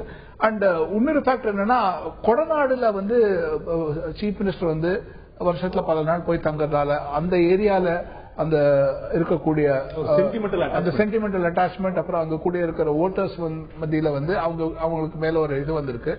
அதெல்லாம் இன்ஃபுளுன்ஸ் பண்ணி தான் இப்ப இந்த கோபாலகிருஷ்ணனே பாத்தீங்கன்னா அந்த குன்னூர் முனிசிபாலிட்டியோட சேர்மன் தான் அவர் போட்டு அந்த லோக்கல் பர்சனை போட்டு, அதனாலதான் அவங்க ராஜாவை தோக்கடிக்கணுங்கிறதுக்காக அவரை ஹேண்ட் பிக் பண்ணி என்ன ஆனாலும் பரவாயில்ல இந்த ராஜாவை ஜெயிக்க வைக்க கூடாது அப்படின்ட்டு அவங்க கங்கணம் கட்டிட்டு ஏடிஎம்கே அங்க வேலை செஞ்சிருக்காங்க. இது ஒரு இன்னொரு காரணம் தான் நான் நினைக்கிறேன். இந்த தொகுதியில் நிச்சயமா ராஜாக்கு எதிரான ஒரு செயல்பாடு இருக்கணும் அப்படின்னு சொல்லிட்டு அதிமுக ரொம்ப தீர்மானம். சில தொகுதியில் அதிமுக நாம ஜெயிக்கிறோமோ இல்லையோ அந்த கேண்டிடேட் ஜெயிக்க கூடாதுன்னு நினைக்கும். அந்த மாதிரி அதிமுக இந்த தொகுதியில் கடுமையான வேலை பார்த்து நினைக்கிறோம். நண்பர்களே, நீலகிரி நாடாளுமன்ற தொகுதியில் மத்திய தொலைத்தொடர்பு அமைச்சராக இருந்த திரு ஆ ராசா அவர்கள் வெற்றி வாய்ப்பு இழக்கிறார் என்பது நமது முதல் நட்சத்திர வேட்பாளருடைய முடிவாக பார்த்தோம். நம்முடைய தேர்தலுக்கு பிந்தைய கருத்து கணிப்பில் அடுத்ததாக நாம் பார்க்க இருக்கக்கூடிய நட்சத்திர வேட்பாளர் யார்?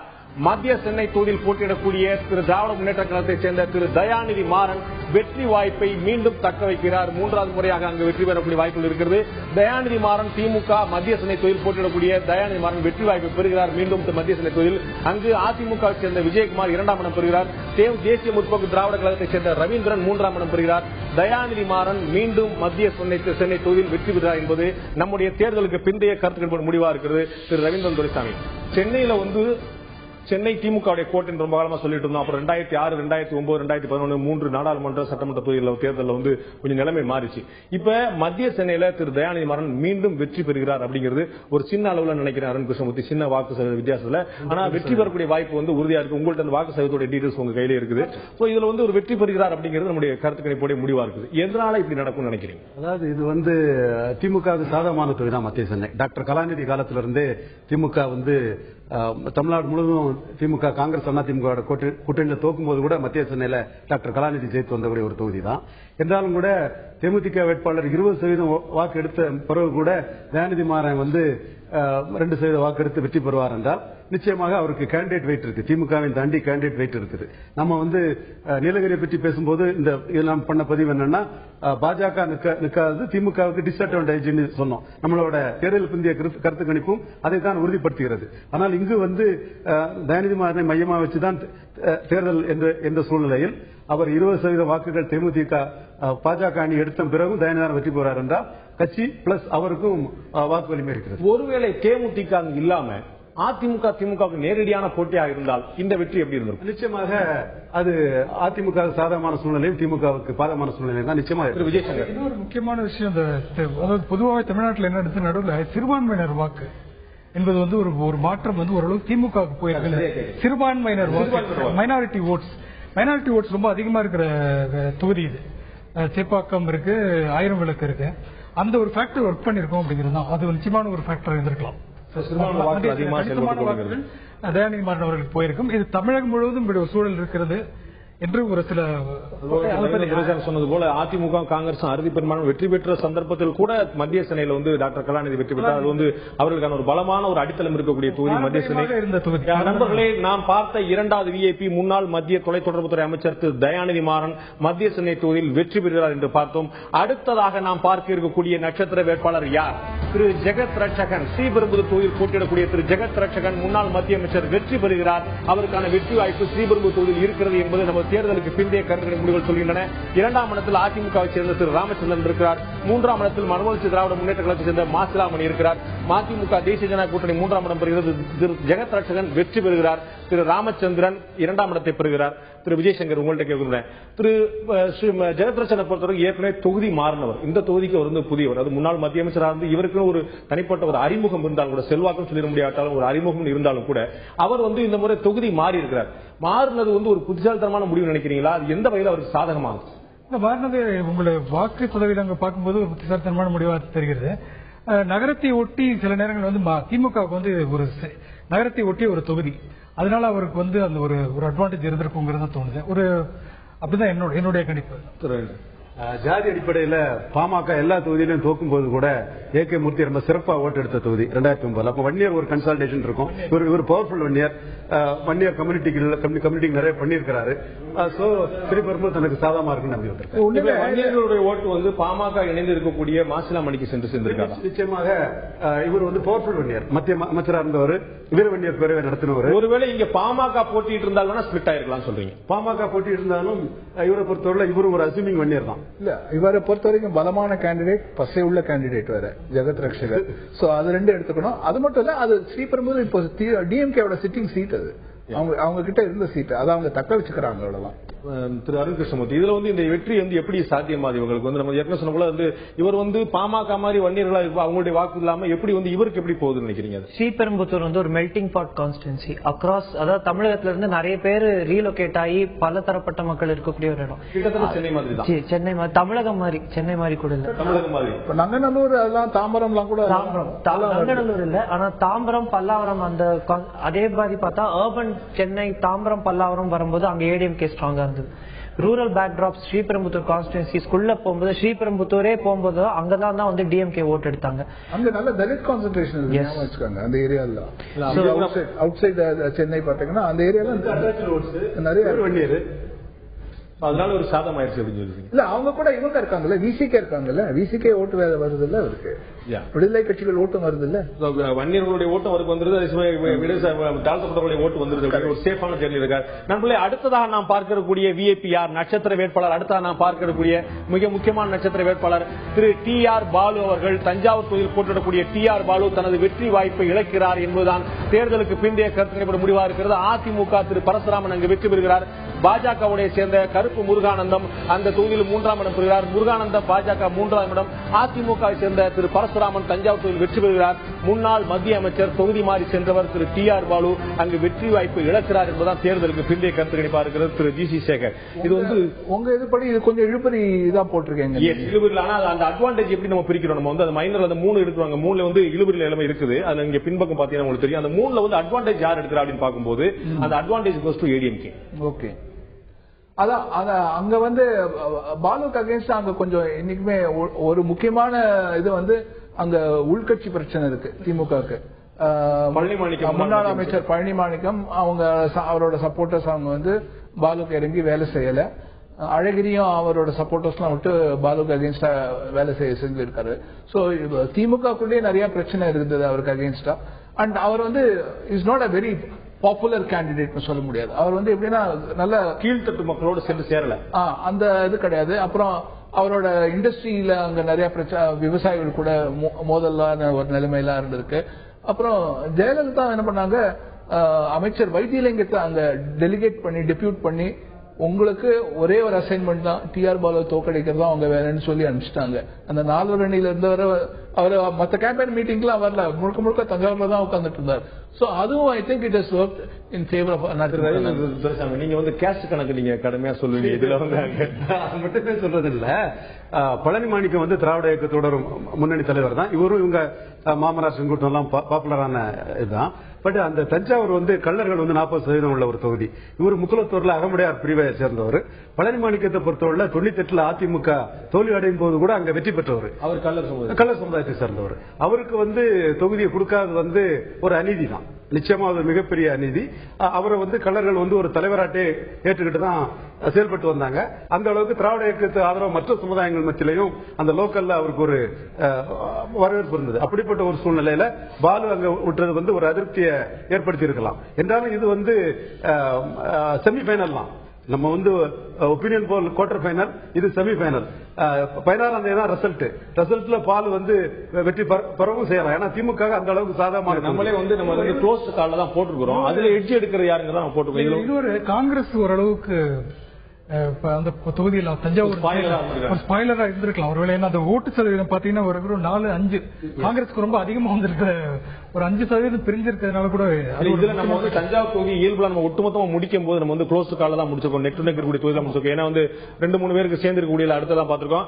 அடுத்த நண்பர்கள் நாம் பார்க்கக்கூடிய தொகுதி முக்கியமான நட்சத்திர வேட்பாளர் யார் என்றால் கரூர் தொகுதியில் 2ஆம் முறையாக போட்டியிடக்கூடிய நாடாளுமன்ற வேட்பாளர் அதிமுக சேர்ந்த முன்னாள் மத்திய அமைச்சர் திரு தம்பிதுரை கரூர் நாடாளுமன்ற தொகுதியில் வெற்றி பெறுகிறார். சின்னசாமி திமுகவை சேர்ந்தவர் 2ஆம் இடம் பெறுகிறார். அதே போல தேமுதிகவை சேர்ந்த கிருஷ்ணன் 3ஆம் இடம் பெறுகிறார். தம்பிதுரை மீண்டும் கரூர் தொகுதியில் வெற்றி பெறுகிறார் என்பதுதான் தேர்தலுக்கு பிந்தைய கருத்து கணிப்புடைய முடிவுகளாக இருக்கிறது. நான் திரு விஜயசங்கர் கேட்க விரும்புகிறேன், இந்த 2ஆம் முறையாக மீண்டும் அங்க வந்து தக்க வைக்கிறார் தன்னுடைய தொகுதியை தம்பிதுரை. அவங்க வந்து ஒட்டுமொத்தமா 40 பேர்ல 3 பேருக்கு மட்டும் தான் திரும்ப கொடுத்திருந்தாங்க சீட்டு. அதுல ஒருத்தர் கரூர் தம்பிதுரை.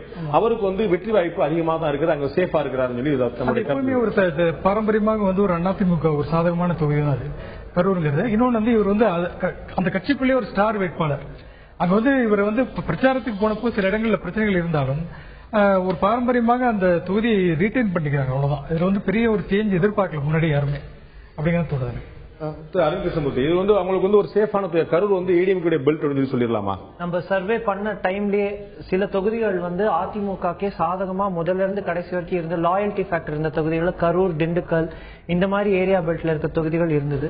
சார் சொன்ன மாதிரி கான்ஸ்டிட்யூன்சில சில பாக்கெட்ஸ்ல இவருக்கு ஆன்டி இன்கம்பன்சி இருந்தா கூட அதை பீட் பண்ற அளவுக்கு இவருக்கு ஏடிஎம்கே பார்ட்டிக்கு ஒரு ஃபேவரபிள் ஃபேக்டர் நிறைய இடத்துல இருந்தது.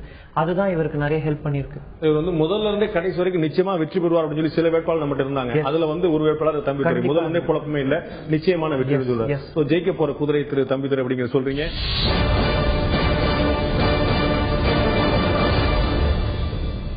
நிகழ்ச்சியின் முந்தைய பகுதியில் நாம் பார்த்தோம் நட்சத்திர வேட்பாளருடைய வெற்றி வாய்ப்பு எப்படி இருந்தது என்று பார்த்தோம். முன்னாள் மத்திய அமைச்சர்களை பார்த்தோம். இன்னமும் கூட நிறைய பேர் இருக்கிறார்கள். நம்ம ஊரில் விஐபிகளுக்கு நட்சத்திர வேட்பாளருக்கு பஞ்சமே இல்லை. அதுபோல அடுத்ததாக நாம் பார்க்கக்கூடிய விஐபி யார்? சிவகங்கை நாடாளுமன்ற தொகுதியில் போட்டியிடக்கூடிய விஐபி திரு ஹெச் ராஜா, பாஜகவை சேர்ந்த திரு ஹெச் ராஜா 3ஆம் இடத்தை பிடிக்கிறார். சிவகங்கை தொகுதியில் அதிமுகவை சேர்ந்த திரு செந்தில்நாதன் சிவகங்கையில் வெற்றி பெறுகிறார். திராவிட முன்னேற்ற கழகத்தை சேர்ந்த துரைராஜ் வெற்றி பெறுகிறார், 2ஆம் இடத்தை பெறுகிறார். ஹெச் ராஜா முன்னாள் சட்டமன்ற உறுப்பினர், பாஜகவுடைய துணைத் தலைவர், சிவகங்கை தொகுதியில் 3ஆம் இடம் பிடிக்கிறார். திரு ரவீந்திரன் துரைசாமி சிவகங்கை நாடாளுமன்ற தொகுதி கடுமையான எதிர்பார்க்கப்பட்ட 2 விஐபிகள் இருக்கக்கூடிய தொகுதியோட சொல்லலாம். நம்ம திரு கார்த்திக் சிதம்பரம் அங்க ஒரு கடுமையான போட்டி ஏற்படுத்தினார். ஹெச் ராஜா முதலிடம் இல்ல, 2ஆம் இடம் இல்ல, 3ஆம் இடத்தை பிடிக்கிறார். ஹெச் ராஜா பற்றி நம்ம ஏற்கனவே தகுதியான ஒரு வேட்பாளர், அவரு நகர்ப்புற தொகுதி எதில் நின்றுக்கணுங்கிறத நம்ம பதிவு பண்ணோம். ஆக்சுவலா அங்க திமுக அண்ணா திமுக தான் பலம் இருக்குது. என்டிஏ கட்சிக்கு வந்து ஸ்ட்ரக்சர் இல்ல, போதுமான கட்சிகளுக்கு போதுமான பலம் இல்ல. அப்படி இல்லாத சூழ்நிலையிலே ஒரு சுமார் 20% வாக்குகளை வர ராஜா பெறுவதே பெரிய பெரிய விஷயம் தான். அந்த தொகுதி வந்து சாதகமான தொகுதி கிடையாது. ஒரு சொந்த தொகுதியா இருக்கலாம், ஆனா தொகுதி ஒரு சாதகமான கிடையாது. தொகுதி வந்து திமுக அண்ணா திமுக, திமுக வர்சஸ் அண்ணா திமுக ஃபைட் உள்ள தொகுதி தான். மேலும் அவர் காங்கிரஸோட மிக அதிக வாக்கெடுத்து மேல நிற்கிறது வந்து அவர் ஒரு வகையில அவரோட பரம்பரை பொலிட்டிக்கல் ரைவல தாண்டி இருக்காருங்கிறதுல பெருமைப்படலாம். திரு சேகர், அதாவது அந்த தொகுதி நிறைய டூர் பண்ணேன். ஒரு 2 நாள் டூர் பண்ண போது கார்த்திக் சிதம்பரத்துக்காக தான் டூர் பண்ணேன். நேஷனல் லெவல்ல கார்த்திக் சிதம்பரத்தை தான் தெரியும் ஹெச் ராஜாவோட. அதனால சிதம்பரம் தொகுதி 7 முறை ஜெயிச்சிருக்காரு. சோ அவருடைய மகனை கொடுத்திருக்காரு. அவங்க எப்படி ஜெயிக்க போறாங்கிற அந்த கியூரியாசிட்டி தான் எல்லாருக்கும் இருந்துச்சு. அப்பவே தெரிஞ்சிச்சு இது மாதிரி எழுதிருந்தேன் அப்ப கூட. அதாவது போட்டி வந்து இந்த முதல்ல டிஎம்கே ஏடிஎம்கேக்கு தான், பின்னாடி வந்து ஹெச் ராஜா வராங்க. இந்த 3 வேட்பாளர் வந்து ரியர்வியூ மிரர்ல கூட கார்த்தி பின்னாடி வராரான்னு பார்க்கல அப்படின்னு எழுதிருந்தேன். சோ அந்த நிலைமை இல்ல 3 பேர்ல அவர் கார்த்தி அதுதான் தெரியுது. அது வந்து ரொம்ப வெட்ட வெளிச்சமா இருக்கு. இவர் சொன்ன மாதிரி ராஜாக்கு வந்து அவர் எம்எல்ஏவா வின் பண்ணாரு, காரைக்குடி எம்எல்ஏவா வின் பண்ண போது அப்ப திமுக சப்போர்ட்ல தான் வின் பண்ணாரு. அவர் தனியா இருந்தா அவர் அவ்வளவு ஓட்டு பிஜேபிக்கு அவ்வளவு பெரிய ஓட்டு கிடையாது. அதே மாதிரி பிஎம்கேக்கும் அங்க ஓட்டு கிடையாது, டிஎம்டிக்கும் பெரிய ஓட்டு கிடையாது, எம்டிஎம்கேக்கும் அங்க பெரிய ஓட்டு கிடையாது. பட் இதையும் மீறி அவர் வந்து ஒரு கிட்டத்தட்ட 20% ஓட்டு வாங்குறாருன்னா அது அவரோட பர்சனல் அப்பீல் ஒண்ணு இருக்கு. டெஃபினட்டா ராஜா நல்ல கேண்டிடேட். இன்ஃபேக்ட் மக்கள்லாம் சொல்லுவாங்க, பிஜேபி எல்லாம் சொல்லுவாங்க, நீங்க வந்து சிதம்பரம் ஒரு மத்திய மந்திரி போயிடுறாங்கன்னு நினைக்காதீங்க, ராஜா நீங்க எலெக்ட் பண்ணுங்க, அவர் கட்டாயம் மத்திய மந்திரி ஆவாரு அப்படின்னு சொல்லியே தான் ஓட்டு கேட்டாங்க. பட் அது நடக்கல. அவங்க வந்து அந்த தொகுதி அதிமுக திமுக மட்டுமே சாதமா இருந்த தொகுதி, அவர் தேர்ந்தெடுத்த தொகுதி தவறு அப்படிங்கிற ஒரு பார்வையா இருக்கிறது. நம்மளே அடுத்ததாக நாம் பார்க்கக்கூடிய நட்சத்திர வேட்பாளர் யார்? தென் சென்னை தொகுதியில ஏற்கனவே திரு இல கணேசன் இருக்கிறார், அதே போல டி.கே. சிலங்கன் இருக்கிறார். இந்த தொகுதியில் யார் ஜெயிக்க போறார்? நட்சத்திர வேட்பாளர் இல கணேசன் 2ஆம் இடத்தை பிடிக்கிறார். திமுகவை சேர்ந்த இளங்கோவன் 3ஆம் இடத்தை பிடிக்கிறார். அதிமுகவை சேர்ந்த ஜெயவர்தன் முதலிடத்தை பிடிக்கிறார். நம்முடைய கருத்து கணிப்புல, தேர்தலுக்கு பிந்தைய கருத்து கணிப்புல டூ க்ளோஸ் டு கால், மிகவும் சமபலம், மிகவும் இழுபறியில் இருக்கக்கூடிய ஒரு தொகுதியில ஒன்று. அதுல அட்வான்டேஜ் இருக்கக்கூடியது அதிமுக. இலகணேசன் பாஜக 2ஆம் இடத்தை பிடிக்கிறார். டூ க்ளோஸ் டு கால் தான் இயல்பா சொல்லணும். திரு அருண் கிருஷ்ணமூர்த்தி, இந்த வித்தியாசம் எவ்வளவு சதவீதம் இருக்கு? இது வந்து உத்தரவாதமா இந்த வெற்றி சொல்லிட முடியுமா, அல்லது டூ க்ளோஸ் டு கால் தான் நீங்க கடைசி மெயின்டைன் பண்ண விரும்புறீங்களா? தென் சென்னை கம்மியான வாக்காளர்களே, ஸ்டேட்லயே கம்மியான பேர் ஓட்டு போட்டிருந்தாலுமே கூட ரொம்ப ரொம்ப கன்ஃபியூசிங் கான்ஸ்டிட்யூன்சில தென் சென்னை ஒண்ணு. இந்த கான்ஸ்டிட்யூன்சி, லோக்சபா கான்ஸ்டிட்யூன்சி அசம்பிளி செக்மெண்ட்ஸா பிரிச்சா 3 பேருமே வின்னர்ஸ். சில இடத்துல ஒருத்தர் ரொம்ப ஓட்டு வாங்குறாரு, இன்னொரு இடத்துல சில பேர் ரொம்ப ஓட்டு வாங்குறாங்க. அப்படி பாக்கும் போதுதான் இது வந்து too close to call, really too close to call சீட்ஸ்ல இது ஒண்ணு. அப்படியே கூட ரொம்பவே அண்ட் ஃபீல்டுல பர்சனலா நம்ம தான் இருந்தப்போவே நம்ம பார்த்ததுல இந்த கான்ஸ்டிட்யூன்சில இன்னொரு ஒரு இன்ட்ரெஸ்டிங் ஃபேக்டர் நம்ம என்ன பார்த்தோம்னா, டைம் பேஸ்ட் ஓட்டிங். இந்த சர்டன் டைம் பீரியட்ல ஓட்டு போட்ட சில இதெல்லாம் கூட இந்த கான்ஸ்டிட்யூன்சில இருந்தது. அப்படி பார்த்தா ஈவினிங் டைம்ஸ்ல வந்து ஒரு என்டிஏ ஃபேவரபிள் ஓட்டர்ஸ் நிறைய பேர் வெளில வந்தாங்க. மார்னிங் டைம்ஸ் வந்து ADMK favourable voters through out the day spread out ஆகி நிறைய டிஎம்கே, அப்படிதான் நம்ம இன்புட்ஸ் எடுத்ததுலேயே வந்தது. அந்த மாதிரி நிறைய நம்மளுக்கு சேலஞ்சஸ் கொடுத்த கான்ஸ்டிட்யூன்சி சவுத் மெட்ராஸ். கோயம்புத்தூர்ல. பட் இங்க வந்து 3 பேர் டூ க்ளோஸ் டு கால் பண்ணதான். தம்பி ஏற்கனவே சொன்னது போல இது வந்து நமக்கே வந்து எந்த மாதிரி முடிவு எடுக்கிறது அப்படிங்கிற ஒரு குழப்பம் ஏற்படுத்த தொகுதி. அதுல வந்து ஒரு மைனர் லெவல்ல எட்ஜ் எடுக்கக்கூடியது அதிமுக. இருந்தாலும் இவர் வந்து வித்தியாசம் பாத்தீங்கன்னா உங்கள்ட்ட கையில இருக்கும், அது வந்து ரொம்ப கம்மி தான், 1.5% 2% தான் வித்தியாசம். அதனால நம்ம வந்து இறுதி முடிவுல டூ க்ளோஸ் டு கால் தான் போட்டுருக்கோம். இதுல இன்னொரு பிரச்சனை பார்க்க வேண்டியது, நகரப்புறத்துல ஓரளவு படித்தவர்கள் நிறைந்த தொகுதி. இந்த பாஜக ஆதரவு அலைன்லாம் சொல்றாங்க, அது வந்து ஓரளவுக்கு இங்க வந்து இந்த தொகுதியில ஒர்க் பண்றதுக்கான ஒரு சான்ஸ் இருக்கு. ஏன்னா மெஜாரிட்டி நிறைய ஏரியாஸ் வந்து இந்த உயர்த்தட்டு மக்கள். அவங்க வந்து அதுல வந்து இல கணேசன் ஒரு கேண்டிடேட், அவருக்கு வந்து ஒரு அந்த பர்சனாலிட்டி வந்து ஒன்னு ஃபேக்டர் இருக்கு பிளே பண்ணது. பிளஸ் படித்தவர்களின் வாக்கு. டூ க்ளோஸ் டு கால் சீட்ஸ்லயே நம்ம பார்த்தா கூட 1க்கும் 2க்கும் தான் டூ க்ளோஸ் டு கால் கொடுத்திருப்போம். ஆனா இந்த கான்ஸ்டிட்யூன்சில தான் 1, 2, 3 3 பேருமே வந்து ரேஸ்ல வந்து கடைசி வரைக்கும் ஒன்னா ஓடுறாங்க. யாரு கால் நீட்டி முன்னாடி லேப்ல எஸ் 1, 2, 3 பேருமே கடுமையான போட்டியை கொடுக்கக்கூடிய தொகுதி. டி.கே. சிலங்கோன் மற்றும் இலகணேசன் போட்டியிடக்கூடிய தென் சென்னை நாடாளுமன்ற தொகுதி நம்ம பார்த்தோம். ஜெயவர்தன் அங்க வந்து அட்வான்டேஜ் எடுத்தாலும் கூட யாருக்கு இறுதியான முடிவு இருக்குன்னு சொல்ல முடியாது. நண்பர்களே, அடுத்ததாக நாம் பார்க்கக்கூடிய நாடாளுமன்ற தொகுதி தென்காசி நாடாளுமன்ற தொகுதி. புதிய தமிழகம் கட்சியைச் சேர்ந்த திரு டாக்டர் கிருஷ்ணசாமி போட்டியிடக்கூடிய தொகுதி. கிருஷ்ணசாமி புதிய தமிழகம் 3ஆம் இடத்தை பிடிக்கிறார். மறுமலர்ச்சி திராவிட முன்னேற்ற கழகத்தைச் சேர்ந்த திரு சதன் திருமலைக்குமார், டாக்டர் சதன் திருமலைக்குமார் வெற்றி வாய்ப்பை பெறுகிறார். அதிமுகவை சேர்ந்த வசந்தி 2ஆம் இடத்தை பிடிக்கிறார். மதிமுக சதன் திருமலைக்குமார் வெற்றி பெறுகிறார் தென்காசியில். அதே போல கிருஷ்ணசாமி புதிய தமிழகம் 3ஆம் இடத்தை பிடிக்கிறார் என்பது நம்முடைய கருத்து கணிப்புடைய முடிவான தகவலா இருக்குது. நான் திரு ரவீந்திரன் துரைசாமி கேட்கிறேன், இது வந்து பாத்தீங்கன்னா இதுவுமே கூட ஒரு டூ க்ளோஸ் டு கால் இருக்கக்கூடிய தொகுதியில ஒண்ணுதான். தென்காசி 2-3 தொகுதி நம்ம வச்சிருக்கோம். கடைசியில் நம்ம சொல்ல போற இதெல்லாம் இருக்குன்னு இதுல வந்து நம்ம வந்து இழுபறி சமபலத்தில் இருக்கக்கூடிய தொகுதி தான். ஆனால் இதுல அட்வான்டேஜ் எடுக்கிறது யார் அப்படின்னு பார்த்தா மதிமுகவுடைய டாக்டர் சதன் திருமலைக்குமார் எடுக்கிறார். இவர் வந்து 2ஆம் இடம் பெற்று 3ஆம் இடம் தான் போறார். இங்க வந்து போட்டி எனக்கு தெரிஞ்சு அதிமுகவுக்கும் மதிமுகவுக்கும் தான் போட்டியை தவிர புதிய தமிழகத்துக்கும் அதிமுக போட்டி போட இல்லை என்பது கருத்துடைய முடிவா இருக்கு. இதுல என்னன்னா, புதிய தமிழகத்துக்கு 22% ஓட்டு தான் நீங்க பதிவாயிருக்குது நம்ம எக்ஸிட் போல்ல. ஆக்சுவலா அவருக்கே ஒரு 17-18% ஓட்டு அவரே போல் பண்ணியிருந்தாரு. அப்படின்னா அவருக்கு வந்து கூட்டணி கட்சிகள் மூலமா 4% வாக்குகள் தான் டிரான்ஸ்பர் ஆயிருக்கு. நீங்க வழக்கமா சொல்லுவீங்க இல்லையா, அதாவது மாநில அளவு தேசிய அளவு ஒரு ஆன்டி இன்கம்பன்சி பாக்குற மாதிரி வேட்பாளருக்கு ஒரு ஆன்டி இன்கம்பன்சி இருக்குன்னு சொல்லி நீங்க ஏற்கனவே முன்னாடி ஒரு கருத்து சொல்லுங்க, ஒரு அருமையான கருத்து சொன்னீங்க.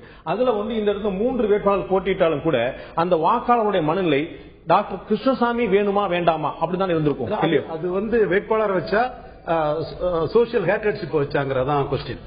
வெளிப்படையா சொன்னா சோசியல் ஹேட்டர்ஷிப் வச்சுதான் வேட்பாளர் வச்சு நம்ம சொல்றது உண்மைகளை மறைச்சு பேசக்கூடிய. பார்த்தா இந்த தொகுதி வந்து எல்லாருமே வந்து தாழ்த்தப்பட்ட சமுதாயம் நீங்க சொன்னாலும் கூட இது வந்து தனி தொகுதி இல்ல. இவர் லீடர், அவங்க 2 பேரும் ஐடென்டிட்டி கிடையாது.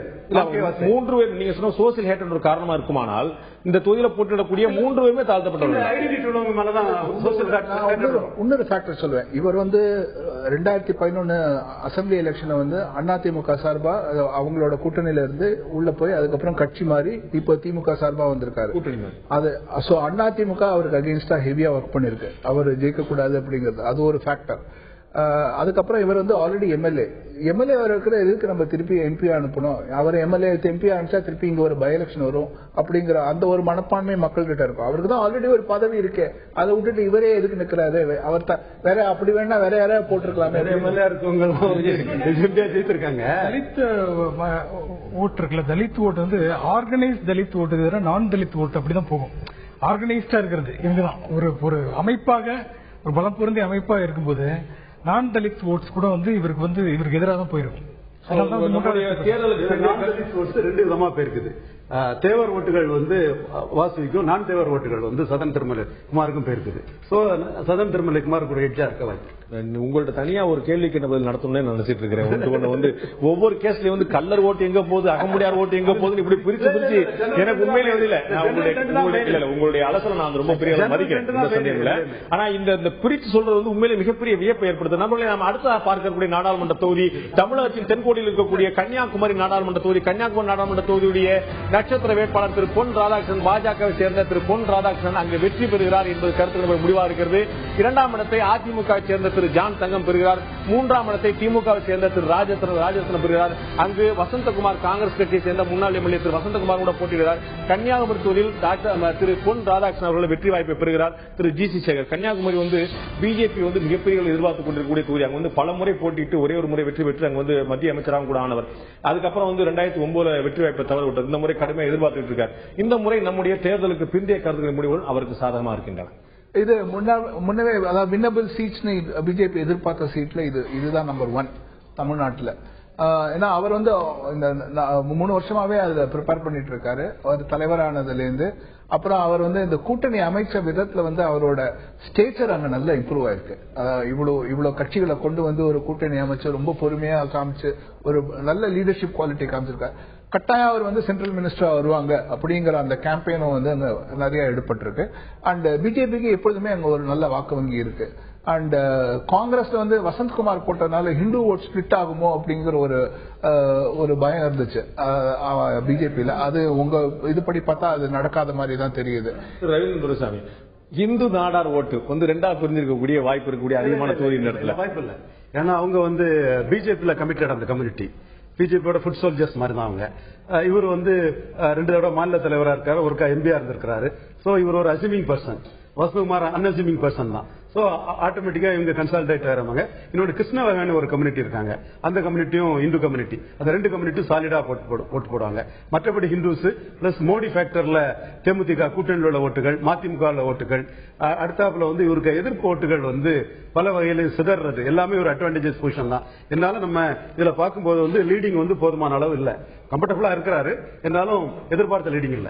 திரு அருண் கிருஷ்ணமூர்த்தி, 2009 இதே மாதிரி தான் வந்து இவர் ஒருத்தர் தான் இந்து கேண்டிடேட் கன்னியாகுமரியில். மற்ற எதிர இருந்த எலன் டேவிட்சன் எம்பி ஆனவங்க கூட எல்லாருமே கிறிஸ்டியன் கேண்டிடேட்ஸ். அப்ப எல்லாருக்கும் என்ன ஒரு இயல்பா என்ன வந்திருக்கும்னா கிறிஸ்டியன் ஓட்ஸ் பூரா ஸ்பிளிட் ஆகுது, ஹிந்து ஓட்டு பூரா ஒரே இடத்துல போலரைஸ் ஆனா ஆட்டோமேட்டிக்கா ஜெயிச்சிருவாரு. ஆனா நடந்தது ஹெலன் டேவிட்சன் ஜெயிச்சாங்க.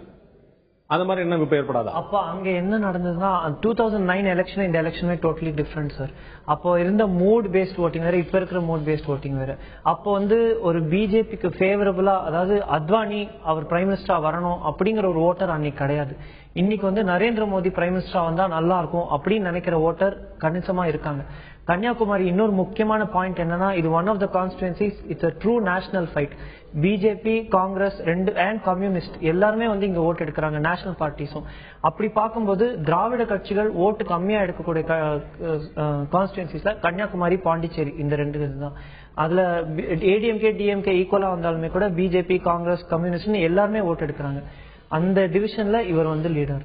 அதனால பொன் ராதாகிருஷ்ணன் அட்வான்டேஜ் எடுக்கிறார் கன்னியாகுமரி தொகுதியில் அப்படிங்கிற பார்த்தோம். நண்பர்களே, அடுத்ததான் நான் பார்க்கக்கூடிய நட்சத்திர வேட்பாளர் யார்? சிதம்பரம் நாடாளுமன்ற தொகுதியில் போட்டியிடக்கூடிய விடுதலை சிறுத்தைகள் கட்சியுடைய தொல் திருமாவளவன் வெற்றி வாய்ப்பை இழக்கிறார். திரு தொல் திருமாவளவன் 2ஆம் இடம் பிடிக்கிறார். சிதம்பரம் தொகுதியில் அதிமுகவை சேர்ந்த திரு சந்திரகாசி வெற்றி பெறுகிறார்.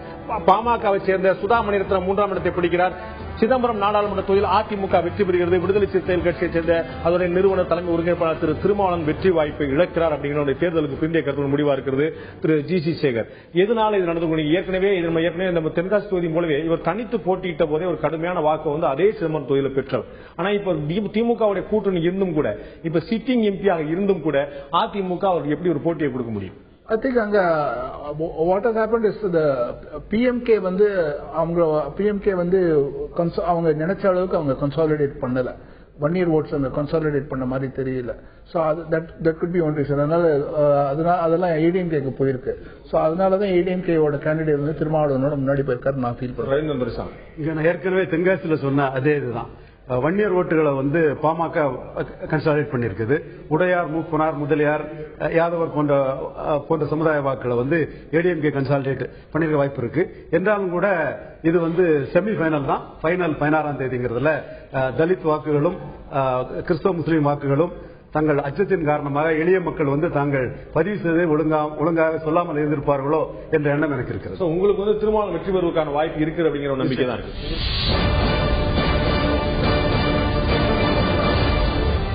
தமிழகம் மற்றும் புதுவையில் இருக்கக்கூடிய 40 தொகுதிகளுடைய தேர்தல் முடிவுகள் என்ன என்பதை தேர்தலுக்கு பிந்தைய கருத்து கணிப்புகள் மூலம் ஏப்ரல் 24ஆம் தேதி தினத்தந்தி தந்தி நிருபர்கள் மற்றும் தந்தி டிவியில் சேர்ந்து கிறிஸ் இன்ஃபோ மீடியா நிறுத்தின பிரம்மாண்டமான கருத்து கணிப்புடைய முடிவுகளை பார்த்துக் கொண்டிருக்கிறோம். 32,000 சாம்பிள்ஸ் தமிழகம் மற்றும் புதுவையில் ஒட்டுமொத்தமாக 32,000 நபர்களை நேருக்கு நேர் சந்தித்து அவர்களுடைய வாக்கு அடிப்படையில் இன்று நாம் தேர்தல் முடிவுகளை பார்த்துக் கொண்டிருக்கிறோம். எக்ஸிட் போல் ரிசல்ட்ஸ் என்று சொல்லக்கூடிய தேர்தலுக்கு பிந்தைய கருத்து கணிப்பு முடிவுகளை பார்த்துக் கொண்டிருக்கிறோம். இதற்கு முன்னால் இடைவேளைக்கு முன்னால் நாம் நட்சத்திர வேட்பாளருடைய நிலைமை என்ன என்று பார்த்தோம். திருமாவளவன், கிருஷ்ணசாமி போன்ற, திரு இலகணேசன், பொன் ராதாகிருஷ்ணன் போன்ற பல்வேறு நட்சத்திர வேட்பாளரை பார்த்தோம். அடுத்ததாக நாம் பார்க்க இருக்கக்கூடிய நட்சத்திர வேட்பாளர் யார்? விருதுநகர் நாடாளுமன்ற தொகுதியில் போட்டியிடக்கூடிய மறுமலர்ச்சி திராவிட முன்னேற்ற கழகத்துடைய பொதுச் செயலாளர் திரு வைகோ விருதுநகர் தொகுதியில் வெற்றி பெறுகிறார். அதிமுகவை சேர்ந்த ராதாகிருஷ்ணன் 2ஆம் இடம் பெறுகிறார். திராவிட முன்னேற்ற கழகத்தை சேர்ந்த ரத்னவேல் 3ஆம் இடம் பிடிக்கிறார். மதிமுகவை சேர்ந்த அந்த கட்சியுடைய பொதுச் செயலாளர் திரு வைகோ விருதுநகரில் வெற்றி வாய்ப்பை பெறுகிறார் அப்படிங்கிற கருத்து கணிப்புடைய முடிவா இருக்கிறது. திரு அருண் கிருஷ்ணமூர்த்தி, இங்க வந்து ஒரு க்ளோஸ்ட் கால், ஒரு க்ளோஸ்ட் ஃபைட், அதிகமான நெருக்கடி எல்லாம் இருந்துட்டு இருந்த ஒரு நிலைமை தாண்டி எப்படி ஒரு சால்டான ஸ்டேட்டுக்கு வந்து திரு வைகோ வராரு, வந்து வெற்றி பெறுவார் அப்படிங்கிற சொல்ல முடியுமா? இன்னும் க்ளோஸ்ட் கால் தொகுதி தான் இருக்குதா? இல்ல, இது வந்து நம்ம ஒரு தைரியமா ஒரு அளவுக்கு இவர் வெற்றி பெறுவார்னு சொல்ல முடியும். கேண்டிடேட் ஸ்ட்ரென்த், பார்ட்டி ஸ்ட்ரென்த், அது மட்டும் இல்லாம அந்த மோடி ஃபேக்டர் எல்லாமே ஃபேவரபிளா ஒர்க் பண்ணாலும் கூட அவருக்குன்னு ஒரு பர்சனல் கரிஸ்மா அது டெஃபினெட்லி ஹேஸ் ஒர்க். அது மட்டும் இல்லாம விமன் ஓட்டர்ஸ் அப்படின்னு ஒரு ஃபேக்டர் எடுத்து பேசினோம். போன ஒப்பீனியன் போல் இதுக்குள்ள நம்ம பேசினப்போ கூட விமன் ஓட்டர்ஸ்க்கு நடுவுல இவருக்கு மேல நிறைய ஒரு அப்பீல் இருந்தது. அது காரணம் சிம்பத்தி கூட, இவர் ஜெயிச்சா நல்லா இருக்குமே அப்படின்னு நினைச்சதுல நிறைய விமன் ஓட்டர்ஸ் இருந்தாங்க. அப்புறம் எலெக்ஷன் அனௌன்ஸ் பண்ணதுல இருந்து எலெக்ஷன் ஆன வரைக்கும் ஒரு கேண்டிடேட்டோட ஸ்ட்ரென்த் க்ரோ ஆச்சுன்னா அதுல ஒருத்தர் வரும். அந்த 10 நாள் க்ரோ ஆயிருமா? இல்ல சார், அனௌன்ஸ் பண்ணதுல இருந்து அந்த 3 months பீரியட்ல ஸ்டேஜ் பை ஸ்டேஜா எந்த ஒரு கேண்டிடேட் வந்து அவரோட ஸ்ட்ரென்த் கன்சாலிடேட் பண்ணாரோ அதுல ஒருத்தர் இவர் அப்படின்னு சால்டா இருந்திருக்காரு. தேர்தல் தேதி அறிவிக்கப்பட்ட பிறகு திரு ஜி சேகர், அது முக்கியமா ஒரு டெவலப்மெண்ட் நடந்துச்சு. எலெக்ஷன் கேம்பெயின் நடந்துட்டு இருக்கும் போது அந்த சிவகாசியில இந்த ஃபயர் ஒர்க்ஸ் இண்டஸ்ட்ரி இருக்குல்ல, அந்த டைப்ல வந்து ஸ்ட்ரைக், அந்த காமர்ஸ் மினிஸ்ட்ரியில இருந்து கண்டபடி ரெகுலேஷன்ஸ் போட்டு ஃபீஸ் இன்க்ரீஸ் பண்ணி இதெல்லாம் பண்ணினதுல பயங்கர காங்கிரஸ்க்கு எதிர்த்த மாதிரி பயங்கர கோவம் வந்துருச்சு. இதெல்லாம் சால்வ் பண்ணக்கூடிய ஒரே ஆள் வைகோதா அப்படிங்கிற ஒரு ஃபீலிங் வராங்க. நல்லா கன்சாலிடேட் ஆயிடுச்சு. ஏன்னா அவர் நிறைய இஷ்யூஸ் எடுத்து ஃபைட் பண்ணிருக்காரு. ஸ்டெர்லைட், முல்லை பெரியார் நிறைய விஷயத்தை எடுத்து அவர் ஃபைட் பண்ணிருக்காரு. அதனால is known as a fighter. நம்ம காசு எடுத்து அவர் ஃபைட் பண்ணுவார். சோ நம்ம இங்கே வைகோ நம்ம ஓட்டுக்கு அனுப்பிச்சோம்னா, அங்க 2 லட்சம் ஓட்டு இருக்கு அவங்க அந்த இண்டஸ்ட்ரியை சார்ந்த ஓட்டே பாத்தீங்கன்னா. சோ அவங்க எல்லாம் வந்து அந்த இண்டஸ்ட்ரி வந்து ஃபுல்லா வைகோக்கு பின்னாடி ரேலி பண்ணாங்க. அது ஒரு முக்கியமான ஃபேக்டர். இந்த டைம் அப்கோர்ஸ் அவருக்கு அகேன்ஸ்டா ஒர்க் பண்றதுக்கு அழகிரி இல்ல, அது இன்னொரு ஃபேக்டர் இல்ல அப்படிங்கிற ஒரு முக்கியமான ஃபேக்டர். அழகிரி போய் சந்திப்புலாம் நடந்து இன்னொரு பெரிய இனிமையான ஃபேக்டரோட மாறிச்சு. நண்பர்களே, அடுத்ததாக நாம் ஒரு இன்னும் முக்கியமான நட்சத்திர வேட்பாளரை பார்க்க இருக்கிறோம். அந்த நட்சத்திர வேட்பாளர் யார், தொகுதி என்ன? தருமபுரி நாடாளுமன்ற தொகுதியில் பாமகவுடைய இளையவர் என்று அழைக்கப்படக்கூடிய அன்புமணி ராமதாஸ் முன்னாள் மத்திய அமைச்சர் வெற்றி பெறுகிறார். தருமபுரி தொகுதியில் அன்புமணி வெற்றி பெறுகிறார். அதிமுகவை சேர்ந்த மோகன் 2ஆம் இடம் பிடிக்கிறார். செல்வன் திமுகவை சேர்ந்த திரு செல்வன் 3ஆம் இடம் பிடிக்கிறார். அன்புமணி தர்மபுரி தொகுதியில் மீண்டும் வெற்றி பெறுகிறார். ஏற்கனவே முதல் முறையாக போட்டியிடுகிறார். அவர் கடுமையான எதிர்பார்ப்பு இருந்தது. தமிழகத்திலேயே அதிகமான வாக்கு சதவீதம் பதிவான தொகுதி தர்மபுரி. அங்கு திரு அன்புமணி ராமதாஸ் உறுதியாக வெற்றி பெற்றார் என்பது தேர்தலுக்கு பிந்தைய கருத்து கணிப்பு முடிவா இருக்கிறது. நான் திரு விஜயசங்கர் கேட்க விரும்புகிறேன். இது வந்து தமிழகத்தில் அதிகமா ஒரு போலரைஸான ஒரு தொகுதி. 80% வாக்கு வந்து தமிழகத்தில் அதிகமா வாக்கு. இது வந்து திரு ரவீந்திரன் துரைசாமி சந்தேகம் எழுப்பது போல இவருக்கு ஃபேவரா தான் வந்துச்சுன்னு சொல்றதா, அல்லது வந்து இவருக்கு எதிராக தலித்துகள் வாக்குகள்லாம் ஒன்னா திரண்டாங்க சொல்லி வந்தா சொல்றதா? இங்க கருத்து கணிப்போட முடிவுகள் வந்து அன்புமணிக்கு சாதகமா இருக்கிறது. அன்புமணி வந்து பாமகவின் முழு சக்தியும் அங்க வந்து செலுத்தப்பட்டது இடத்துல. இன்னொன்னு எல்லாமே வன்னியர் டாமினேட்டட் கான்ஸ்டிட்யூன்சி. அது எல்லா சக்தியும் அங்க வந்து திரட்டப்பட்டு அவருக்கு வந்து ஒரு முன்னாடி ஒரு இமேஜ் இருக்கு, மத்திய அமைச்சராக. அதனால இவர் ஜெயிப்பாரு என்று சொன்னா கூட அந்த வாக்கு வித்தியாசம் பாத்தீங்கன்னா ஏதோ உங்களுக்கு வந்து 2%, 3% தான் இருக்கு. அதனால இப்போது கூட வந்து அது வந்து என்ன பொறுத்த வரைக்கும் இது க்ளோஸ்ட் காலா இருக்குமோன்னு எனக்கு ஒரு தோணுது. க்ளோஸ்ட் கால் லிஸ்ட் நம்மகிட்ட இல்ல. இது வந்து சால்டா ஜெயிக்க போற லிஸ்ட் இருக்கு அப்படிங்கிறது திரு அருண்கிருஷ்ணன். இவ்வளவு முயற்சிகளுக்கும் பிறகு பாமகவோட எல்லா எனர்ஜியும் அங்க போய் சேர்ந்திருக்கு. அப்படி அதுக்கு பிறகு அந்த வாக்கு சதவீதம் பாத்தீங்கன்னா ஒரு 2-3% இருக்கு. வித்தியாசம் கம்மியா இருக்கு. ஆனா பாமகவுடைய முகாம் வந்து மிகப்பெரிய ஜூப்ளியன் மூட்ல மிகப்பெரிய உற்சாகமான மனநிலை இருக்கு. என்ன காரணம்? அதாவது நிறைய ஓட் வந்தது வந்து போலரைஸ்ட், அதாவது காஸ்ட் பேஸ்ல ஓட் பண்ண கான்ஸ்டிட்யூன்சில தர்மபுரி நம்பர் 1. அப்படி பார்க்கும்போது கேம்பெயினிங் டு காஸ்டிங் ஓட், அந்த ஒரு கேம்பெயின் பண்ணிட்டு அதே ஆளு கொண்டு வந்து ஓட்டு போட வைக்கிற பார்ட்டி ஸ்ட்ரென்த் அந்த இடத்துல இவங்க ரொம்ப எக்ஸிபிட் பண்ணியிருந்தாங்க. அவங்களுக்கான நிறைய ஓட்ட பூத் வரைக்கும் கொண்டு வந்ததுல அவங்க ஒரு பெரிய ரோல். அதுதான் is giving them the advantage. ஒரு பிரஸ்டீஜ் கான்ஸ்டிட்யூன்சி எடுத்து ஃபைட் பண்ணாங்க அவங்க அந்த பிஎம்கேல. பாமக போட்டிட்ட மத்த தொகுதியெல்லாம் அப்படி போடல. இந்த தொகுதியில அவங்க ஜாஸ்தியா அவங்க கான்சன்ட்ரேட் பண்ணாங்க. வந்து கோர் இஷ்யூ நமக்குன்னு ஒரு அடுத்த பாமகவின் தலைவராக ஒரு எஸ்டாப்ளிஷ் பண்றதுக்கான ஒரு முயற்சி இது. அது ஓரளவுக்கு சக்சீட் ஆயிருக்காங்க. முகாம் பூரா அடுத்த தலைமுறை மாற்றத்தை உருவாக்கக்கூடிய ஒரு தலைவராக ரவீந்திரன் துரைசாமி நம்ம எல்லாத்தையும் மாறுபட்ட ஒரு கருத்து சொல்லுவார் எதிர்பார்க்கிறேன். இது வந்து மும்முனை போட்டியில வந்து 40% வன்னியர்கள் இருக்காங்க. வன்னியர்கள் இவங்களுக்கு சாதகமா கன்சால்டேட் ஆயிருப்பாங்க. மீதி இருக்கக்கூடிய 60% மக்கள் வந்து பெரும்பாலும் வந்து இவங்க மேக்சிமம் அவங்கள்ட்ட காம்ப்ரமைஸ் பண்ண முயன்றாலும் கூட எதிரான தன்மையில தான் போவாங்க. சிலவங்களோட எதிர்ப்பு வீதம் ஜாஸ்தி இருக்கும், சிலவங்களோட எதிர்ப்பு வீதம் வந்து குறைவா இருக்கும். அந்த எதிர்ப்பு ஓட்டு வந்து இந்த இதை பார்க்கும்போது 2ஆ பிரிஞ்சிருக்குது. ஓரளவு அந்த 2 பேர்ல ஒருத்தர் வந்து கீழே போயிருப்பாருன்னா இவருக்கு வந்து ஒரு வீழ்ச்சி கிடைச்சிருக்கிறோம். அந்த 2%க்குள்ளதான் டிஃபரன்ஸ் இருக்கு. அதுல 3வது வேட்பாளரும் ஓரளவு கணிசமா வாக்கு வாங்கியிருக்கிறதுனால ஸ்பிளிட்டிங் இஸ் நெகட்டிவ் ஓட்ஸ்ல இவருக்கு ஒரு 2%ல மயிரிழையில வெற்றி பெறக்கூடிய வாய்ப்பு. ஒரு நூலில் வெற்றி பெறக்கூடிய வாய்ப்பை வந்து திரு அன்புமணி டாக்டர் அன்புமணி பெறுகிறார் என்று பார்த்தோம். நண்பர்களே, அடுத்தா நாம் பார்க்கக்கூடியது இன்னொரு வாரிசு வேட்பாளர் சேலத்தில் போட்டியிடக்கூடிய திரு எல்.கே. சுதீஷ். விஜயகாந்த் உடைய மைத்துனர் திரு எல்.கே. சுதீஷ் அங்கு வெற்றி வாய்ப்பை இழக்கிறார் என்பது மட்டுமல்ல 3ஆம் இடத்தை பிடிக்கிறார் என்று கருத்து கணிப்புடைய முடிவுகள் சொல்கின்றன. தேர்தலுக்கு பிந்தைய கருத்து கணிப்பு முடிவின்படி சேலத்தில் பாமகவுக்கு ஒதுக்கப்பட்ட தொகுதி, பிறகு வந்து தேமுதிக பெற்ற தொகுதி, எல்.கே. சுதீஷ் போட்டியிடக்கூடிய சேலம் நாடாளுமன்ற தொகுதியில் எல்.கே. சுதீஷ் வெற்றி வாய்ப்பு இழக்கிறார். 3ஆம் இடம் பிடிக்கிறார். அதிமுகவை சேர்ந்த திரு பன்னீர்செல்வம் வெற்றி வாய்ப்பை பெறுகிறார். 2ஆம் இடத்தை பிடிக்கிறார் உமா ராணி. திருமதி உமா ராணி 2ஆம் இடத்தை பிடிக்கிறார். எல்.கே. சுதீஷ் 3ஆம் இடத்தை பிடிக்கிறார். திரு ரவீந்திரன் துரைசாமி கேட்க விரும்புகிறேன், இந்த பின்னடைவு எதனால ஏற்படக்கூடிய வாய்ப்பு இருக்கு? 1ஆம் இடத்தை பெற முடியாட்டாலும் பரவாயில்ல, 2ஆம் இடத்தை பெறலாம், 3ஆம் இடம் ஏற்படும். பின்னடைவுன்னு சொல்ல முடியாது. 27% வாக்கு பெற்றிருக்கிறாரு. அவங்க தொகுதி சாய்ஸ் பண்ணதுல உள்ள தவறுதான். ஏன்னா அவங்களை பொறுத்தவரை வந்து அவங்களுக்கு வந்து பேசிக்கலி ஓட்டு 8 to 10% ஓட்டு. இந்த ஓட்டு வந்து திமுக அல்லாத அதிமுக சேர்ந்து அந்த 2 சாதகமா இருந்தாதான் அந்த கட்சியை பொறுத்தவரை வந்து சீட்டு கன்வெர்ட் ஆகும். பாமகவுக்கு வந்து தமிழக அளவில் 4% வாக்குனாலும் கூட தர்மபுரியில ஒரு 20-25% வாக்குன்னு இருக்குது. இவங்களுக்கு அப்படி எங்கேயும் வாக்கு பலம் கிடையாது. யூனிஃபார்மா 8 to 10 அளவு தான் இருக்கிறோம். அந்த சூழ்நிலை கூட 27 வர்றாங்கன்னா இவ்வளவுதான் இவங்களால முடியும். ஏன்னா மற்ற கூட்டணி கட்சிகளுக்கு வந்து அந்த அளவுக்கு திமுக அதிமுக மாதிரி.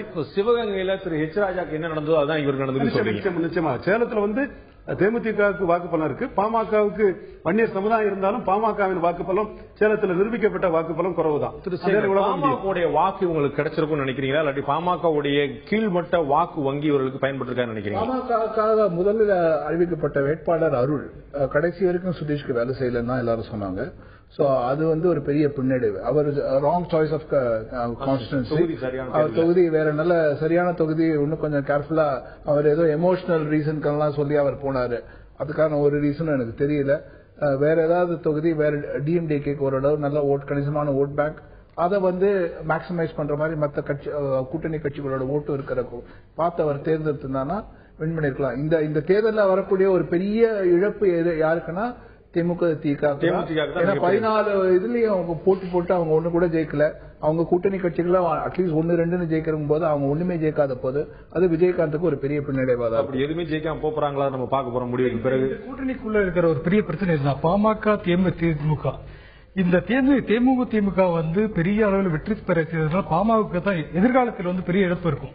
ஆனா அந்த ஓட்டு மாற்றம், அந்த டிரான்ஸ்பர்ங்கிறது வந்து நடந்திருக்கிறதுல ரொம்ப வாய்ப்பு. தேமுதிக வளர்த்துட்டா அவங்களுக்கு தான் பிரச்சனை, பெரிய பிரச்சனையா இருக்கனால இந்த இடத்துல வந்து ஓட்டு விழுந்திருக்காதுங்கிறத உள்ளுக்குள்ளே நிறைய பிரச்சனைகள் இருந்திருக்கு.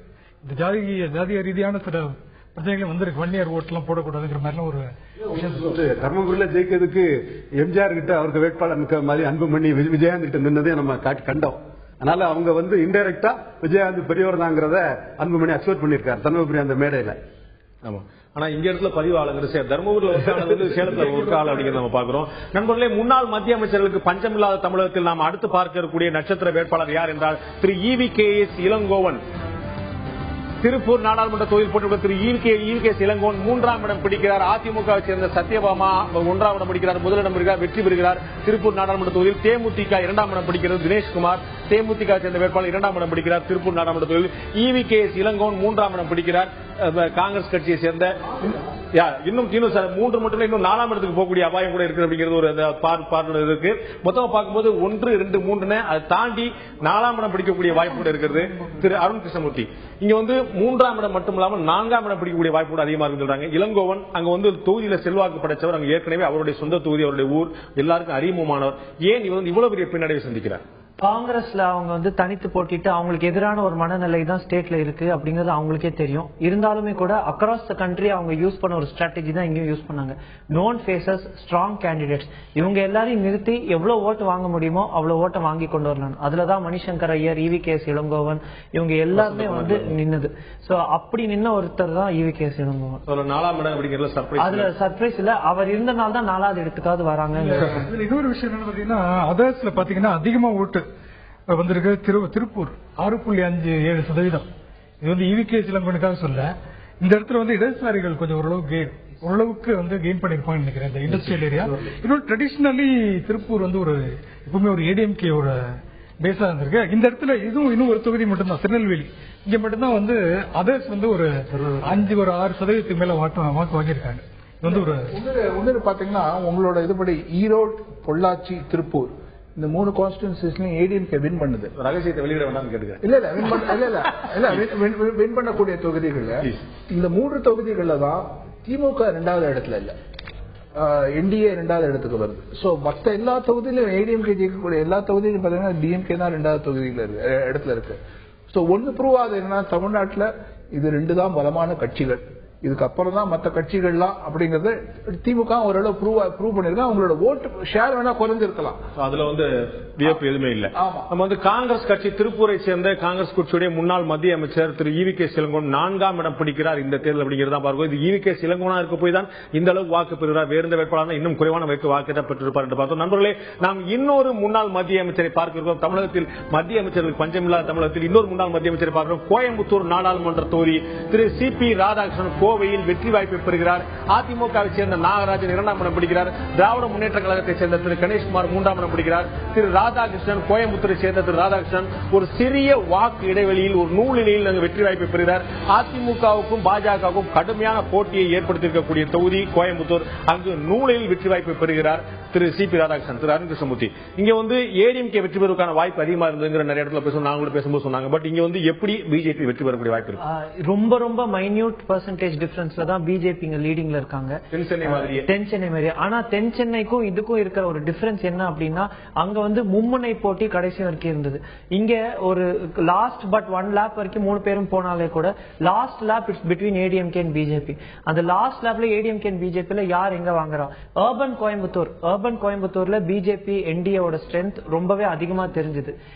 ரூரல் கோயம்புத்தூர் போகும்போதுதான், அதாவது கோயம்புத்தூர் as a சிட்டின்னு பார்த்தாலுமே கூட, as a கான்ஸ்டிட்யூன்சின்னு பார்த்தாலுமே கூட ஓட்டர் மூட் வந்து யூனிஃபார்மா தான் இருந்தது. அதுல மைன்யூட் டிஃபரன்ஸ் அர்பன் சென்டர் பாக்கெட்ஸ்ல BJPக்கும் as you go rural ADMKக்கும் ஸ்ட்ரென்த் இருந்தது. திரு விஜயசங்கர், கோயம்புத்தூர் தங்கி இருந்து அங்க பிரச்சாரத்தை பண்ணாரு நரேந்திர மோடி. ஏற்கனவே உங்களுக்கு தெரியும், கோயம்புத்தூர் வந்து ஒரு சென்சிட்டிவான பகுதி, ரிலீஜியஸ் ஒரு சென்சிட்டிவிட்டி அங்க இருக்கக்கூடியது. அங்க தங்கி இருந்து ஒரு பிரச்சாரம் பண்ணார்.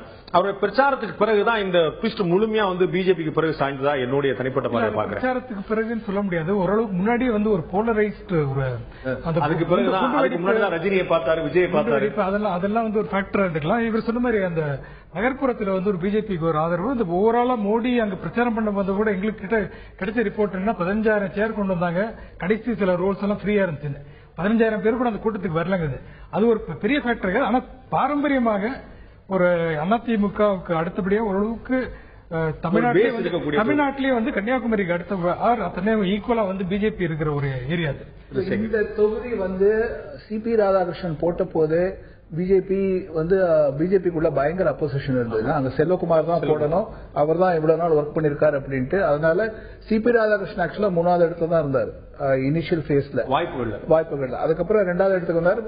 மோடி மீட்டிங்க்கு அப்புறம் தான் definitely there was a transformation. அங்க இருந்த சில போலீஸ் ஆபீசர்ஸ் என்கிட்ட சொன்னாங்க, மோடிக்கு வந்த கூட்டம் வந்து ஒரு ரொம்ப பெரிய கூட்டம், அதே டயத்துல ரொம்ப ரெஸ்பான்சிவ் கூட்டம். அந்த மாதிரி ஒரு ரெஸ்பான்சிவ் கூட்ட ஆடியன்ஸ் நாங்க பார்த்ததுல அது வந்து டெஃபினட்டா ராதாகிருஷ்ணனுக்கு ஹெல்ப் பண்ணும் அப்படின்னு சொன்னாரு. டெஃபினட்டா அது கொஞ்சம் ஹெல்ப் பண்ணதுன்னு தான் எனக்கு தோணுது. அங்க இருக்கக்கூடிய கம்யூனிட்டி பேஸ் அதுவும் கூட உங்களுக்கு ஸ்ட்ராங்கா சப்போர்ட் பண்ணிருக்கணும் நினைக்கிறேன். ஏன்னா அவங்களுடைய கூட்டணியில வந்து இருக்கிறதுனால கொஞ்சம் ஏதாவது சப்போர்ட் பண்ணிருக்கூடிய வாய்ப்பு. ரெண்டுமே அதிமுக மெஜாரிட்டி கம்யூனிட்டி அதிமுகவுக்கும் ஆதரவு என்ன உள்ளவங்க தான், அதிமுக ஒரு ஸ்ட்ராங்கான ஆதரவு உள்ளதான். இந்த 4 தொகுதி கோவை, ஈரோடு, திருப்பூர், பொள்ளாச்சி 4ம் பாஜக அணி வர்சஸ் ஏடிஎம்கே அணி போட்டி நடக்கூடிய இடம். அந்த இடத்துல இவர் வந்து மாநில தலைவராக இருந்தார். ஒரு பவர்ஃபுல் இந்த கொங்கு பெல்ட்ல வந்து திமுக 3ஆம் இடத்துக்கு தள்ளப்படுது, நிச்சயமா தள்ளப்பட்டிருக்கு. கொங்கு பெல்ட்ல திமுக 3ஆம் இடம் தள்ளப்பட்டிருக்கு 4 தொகுதிகளிலுமே. அதுல வந்து இவருக்கும் அதிமுகவுக்கு தான் ஃபைட்டு. இவர் வந்து வெற்றி பெறக்குள்ள வாய்ப்புகள் வந்து இயல்பான ஒன்றுதான்.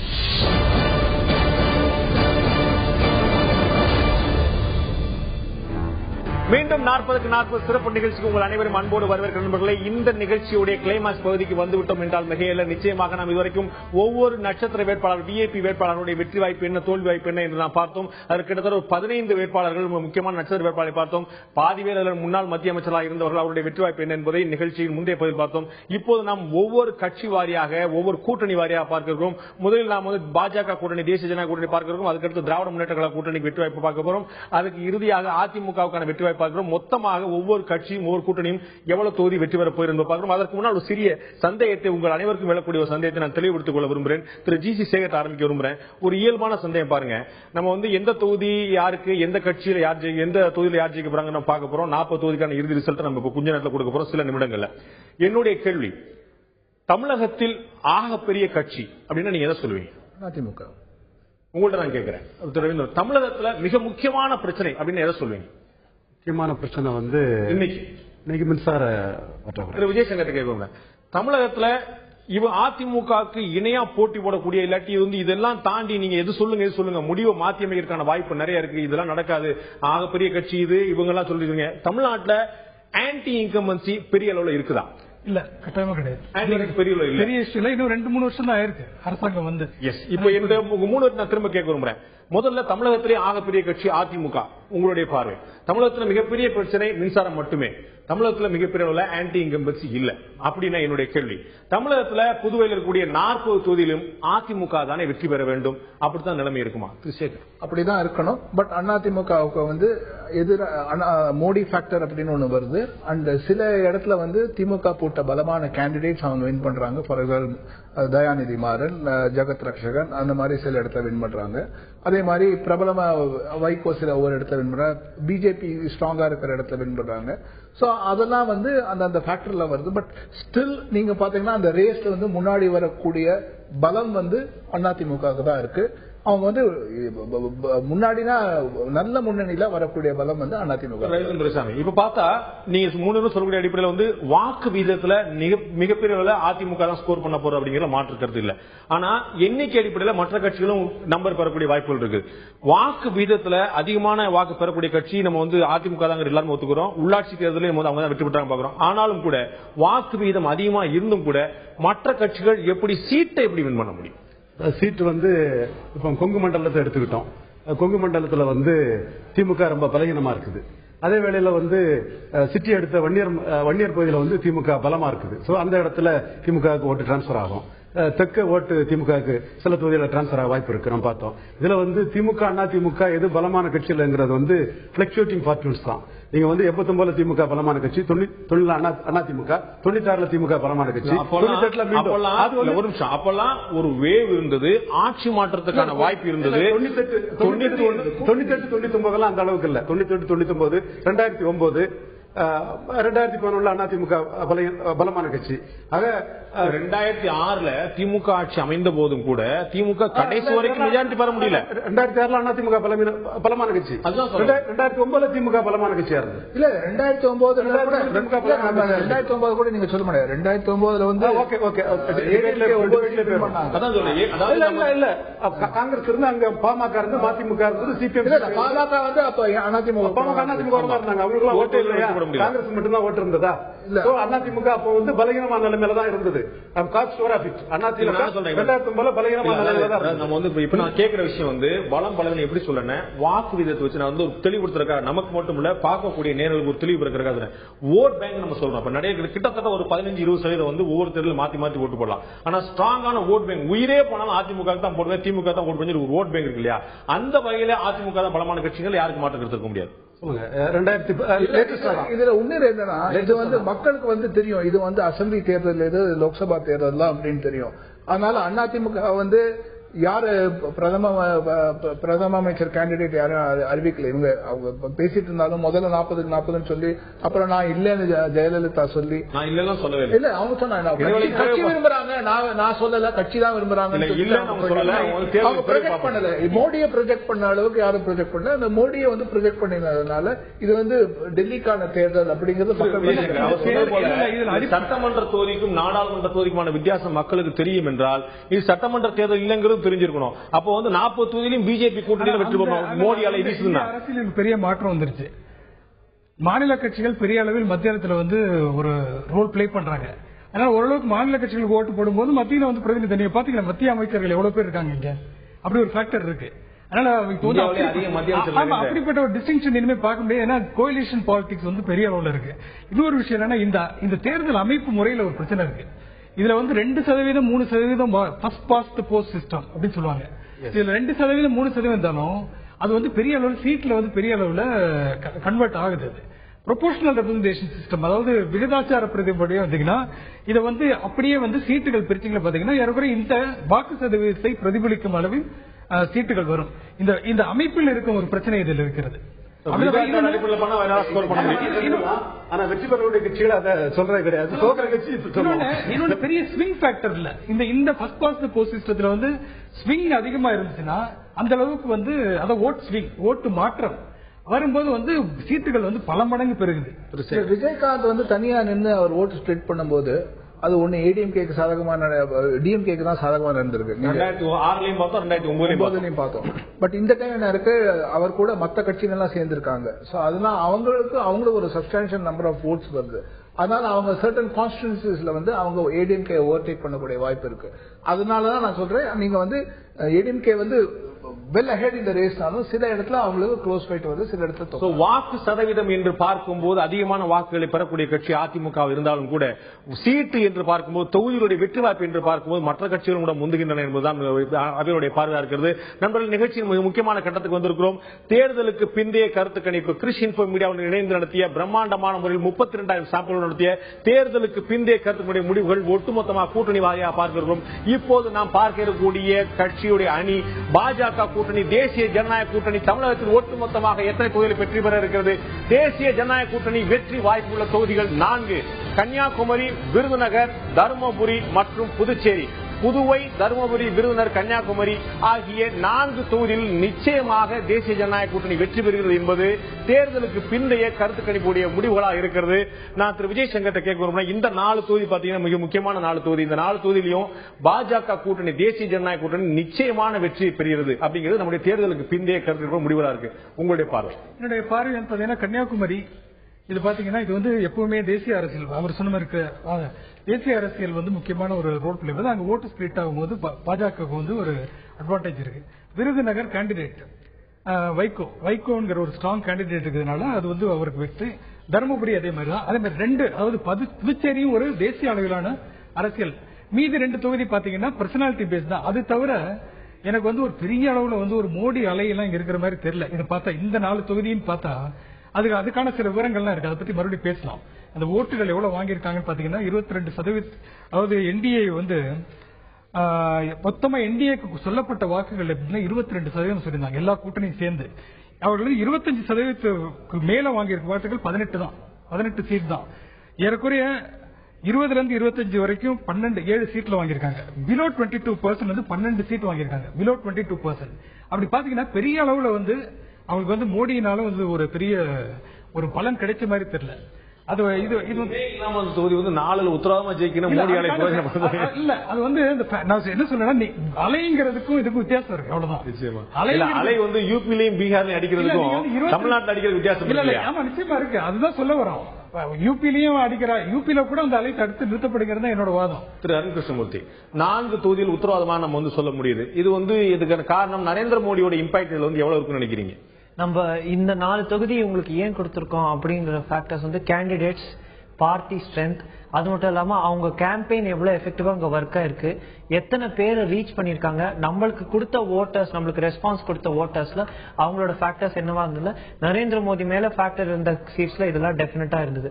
Puducherry to be noted point வந்து அங்க இருக்கிற சீஃப் மினிஸ்டர் மேல இருக்கக்கூடிய ஒரு பர்சனல் கரிஸ்மா, அந்த ஃபேக்டர்ஸ் எல்லாமே. சோ லீடரை பார்த்து ஓட்டு போட்டதுல இந்த 4 கான்ஸ்டிட்யூன்சி டெஃபினட்டா. திரு சேகர்ட்ட கேட்கணும், ஆரம்பத்துல இருந்தே நம்முடைய கருத்துக்கள் முடிவுல எல்லாரும் வியந்த ஒரு தொகுதி பாத்தீங்கன்னா புதுச்சேரி தொகுதி.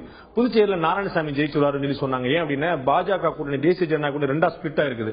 பாமக, தேமுதிக எல்லாம் ஒரு பக்கம், அதிமுக உள்பட எல்லாம் ஒரு பக்கம் இருக்க, பாஜக மட்டுமே அங்க வந்து என்ன பண்றாங்க, பாமகக்கு அங்க ஓட்டு இருக்கிறது ஒரு மாயை. 2001 எலெக்ஷன்ல கூட 2 வருஷம் நீங்க ஒண்ணும் கிடைக்கல உங்களுக்கு, அவ்வளவுதான். அங்க வந்து காங்கிரஸ் தான் பாமகவுக்கு வாக்கு இருப்பது என்பது ஒரு மாயை. ஆமா, மாயை தான் அது. இந்த டைம் போன போதே எனக்கு தெரிஞ்சிச்சு, அங்க போன போதே தெரிஞ்சிச்சு அது. சோ அங்க வந்து போட்டி வந்து அங்க காங்கிரஸுக்கும் என்ஆர் காங்கிரஸுக்கும் தான் அங்க போட்டி. அந்த என்ஆர் காங்கிரஸ் அப்படிங்கிற அந்த பார்ட்டிக்கு எக்கச்சக்கமா ஓட்டு விழுந்தது. காரைக்கால் பகுதியில அதிமுக ஓட்டு வாங்கினாங்க. அதே மாதிரி ஆந்திரால இருக்கக்கூடிய யானாம், கேரளால இருக்கிற மாஹே, கேரளால தான் காங்கிரஸ் கொஞ்சம் ஓட்டு வந்தது. யானாம் பகுதியில கூட, அது கூட கோஸ்டல் ஆந்திர பிரதேஷ்ல வந்திருப்போ அங்க கூட காங்கிரஸ் ஓட்ஸ் லூஸ் பண்ணாங்க. என்ஆர் காங்கிரஸ்க்கு ரீச் இருந்ததுனால பாண்டிச்சேரி அந்த பெல்ட் எல்லாம் அவங்க பிடிச்சதுலதான் அவங்க வந்து லீடிங் வராங்க. அண்ட் பிஜேபிக்கும் ஒரு சர்டன் ஓட்டு இருந்தது. நீங்க வந்து ஓட்டு அங்க பாண்டிச்சேரியை பொறுத்தளவுல இந்தியால உள்ள தமிழ்நாட்டு இந்தியால உள்ள தேமுதிகவுக்கோ பாமகவுக்கோ மதிமுகவுக்கோ ஓட்டுங்கிறது வந்து இவரோட கருத்தை முழுக்க ஒத்துக்கிறேன். அதுவும் குறிப்பா பாமக அந்த வன்னியர் ஓட்டெல்லாம் தன்னோட ஓட்டுங்கிற மாதிரி ஒரு ஷோவை தான் காட்டிட்டு இருக்காங்க. விடுதலை சிறுத்தைகள் அளவு கூட பாமக அங்க வந்து தனியா வாக்கு வங்கிய காட்டினது கிடையாது. இதுதான் உண்மை. மிகப்பெரிய ஒரு அதிர்ச்சி தரக்கூடிய ஒரு தகவலை நீங்க எல்லாம் சொல்றீங்க. நான் நினைக்கிறேன் வன்னியர் ஓட்டுன்னு பார்த்தா அப்படியே ரங்கசாமி வன்னியர் தானே, ஜெகத் ரட்சகன் மாதிரி வன்னியர்ல ஒரு ஹைஜாக் பண்ணிட்டு போயிடுறாங்க அந்த ஓட்டுகளை பூரா. வந்து அவங்க மேக்சிமம் வந்து 4% ஓட்டு தான் எடுக்கிறாங்க. தமிழ்நாடு பாப்புலேஷன் வன்னியர் வந்து அவங்க 20% இருக்கிறாங்க, 13%. அதனால நம்ம கடுமையா பிரச்சாரம் பண்றாங்க. வன்னியர் ஓட்டு அந்நியருக்கு இல்லையே, நீங்க போட்டு வாங்க வாங்கன்னு சொல்லி அந்நியர் ஓட்டு வன்னியருக்கு இல்லைன்னு ஆயிருக்கலாம். ஒருவேளை பாத்தீங்கன்னா கன்சாலிடேட் ஆயிருக்கும்.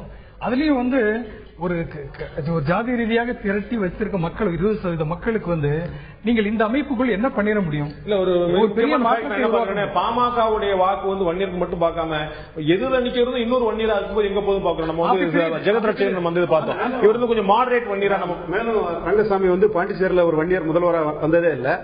இவர் எல்லாருக்கும் பொதுவான ஒரு தலைவர் ரங்கசாமி. அவர் முதல்வரா வந்து அசைக்க முடியாத முதல்வரா இருக்கிறார். அது வந்து எல்லா தரப்பு மக்களையும் ஆதரவு பெற்ற ஒரு முதல்வராக இருக்கிறதுனால அவரு பிளஸ் என்டிஏ கேண்டிடேட். முதல் முறையாக தமிழக முதலமைச்சர் அதிமுக கூட்டணி வச்சதே நிறைய காங்கிரஸ் ஓட்ட அவர் எடுத்துட்டு போயிட்டாரு. அதனால காங்கிரஸ் வீக் ஆயிடுச்சு. நீங்க உங்க இது பண்ணி பார்த்தா அண்ணா டிஎம்கே தான், ஏடிஎம்கே தான் நம்பர் 2ல இருக்கு. நாராயணசாமி நம்பர் 3ல தான் இருக்காரு. நம்ம வந்து தேசிய ஜனநாயக கூட்டணி வெற்றி பெறக்கூடிய தொகுதியில் நம்ம பார்த்தோம். அடுத்த நம்பரை நாம் பார்க்கக்கூடியது திராவிட முன்னேற்ற கழக கூட்டணி தமிழகத்தில் எத்தனை தொகுதியில் வெற்றி பெறும்.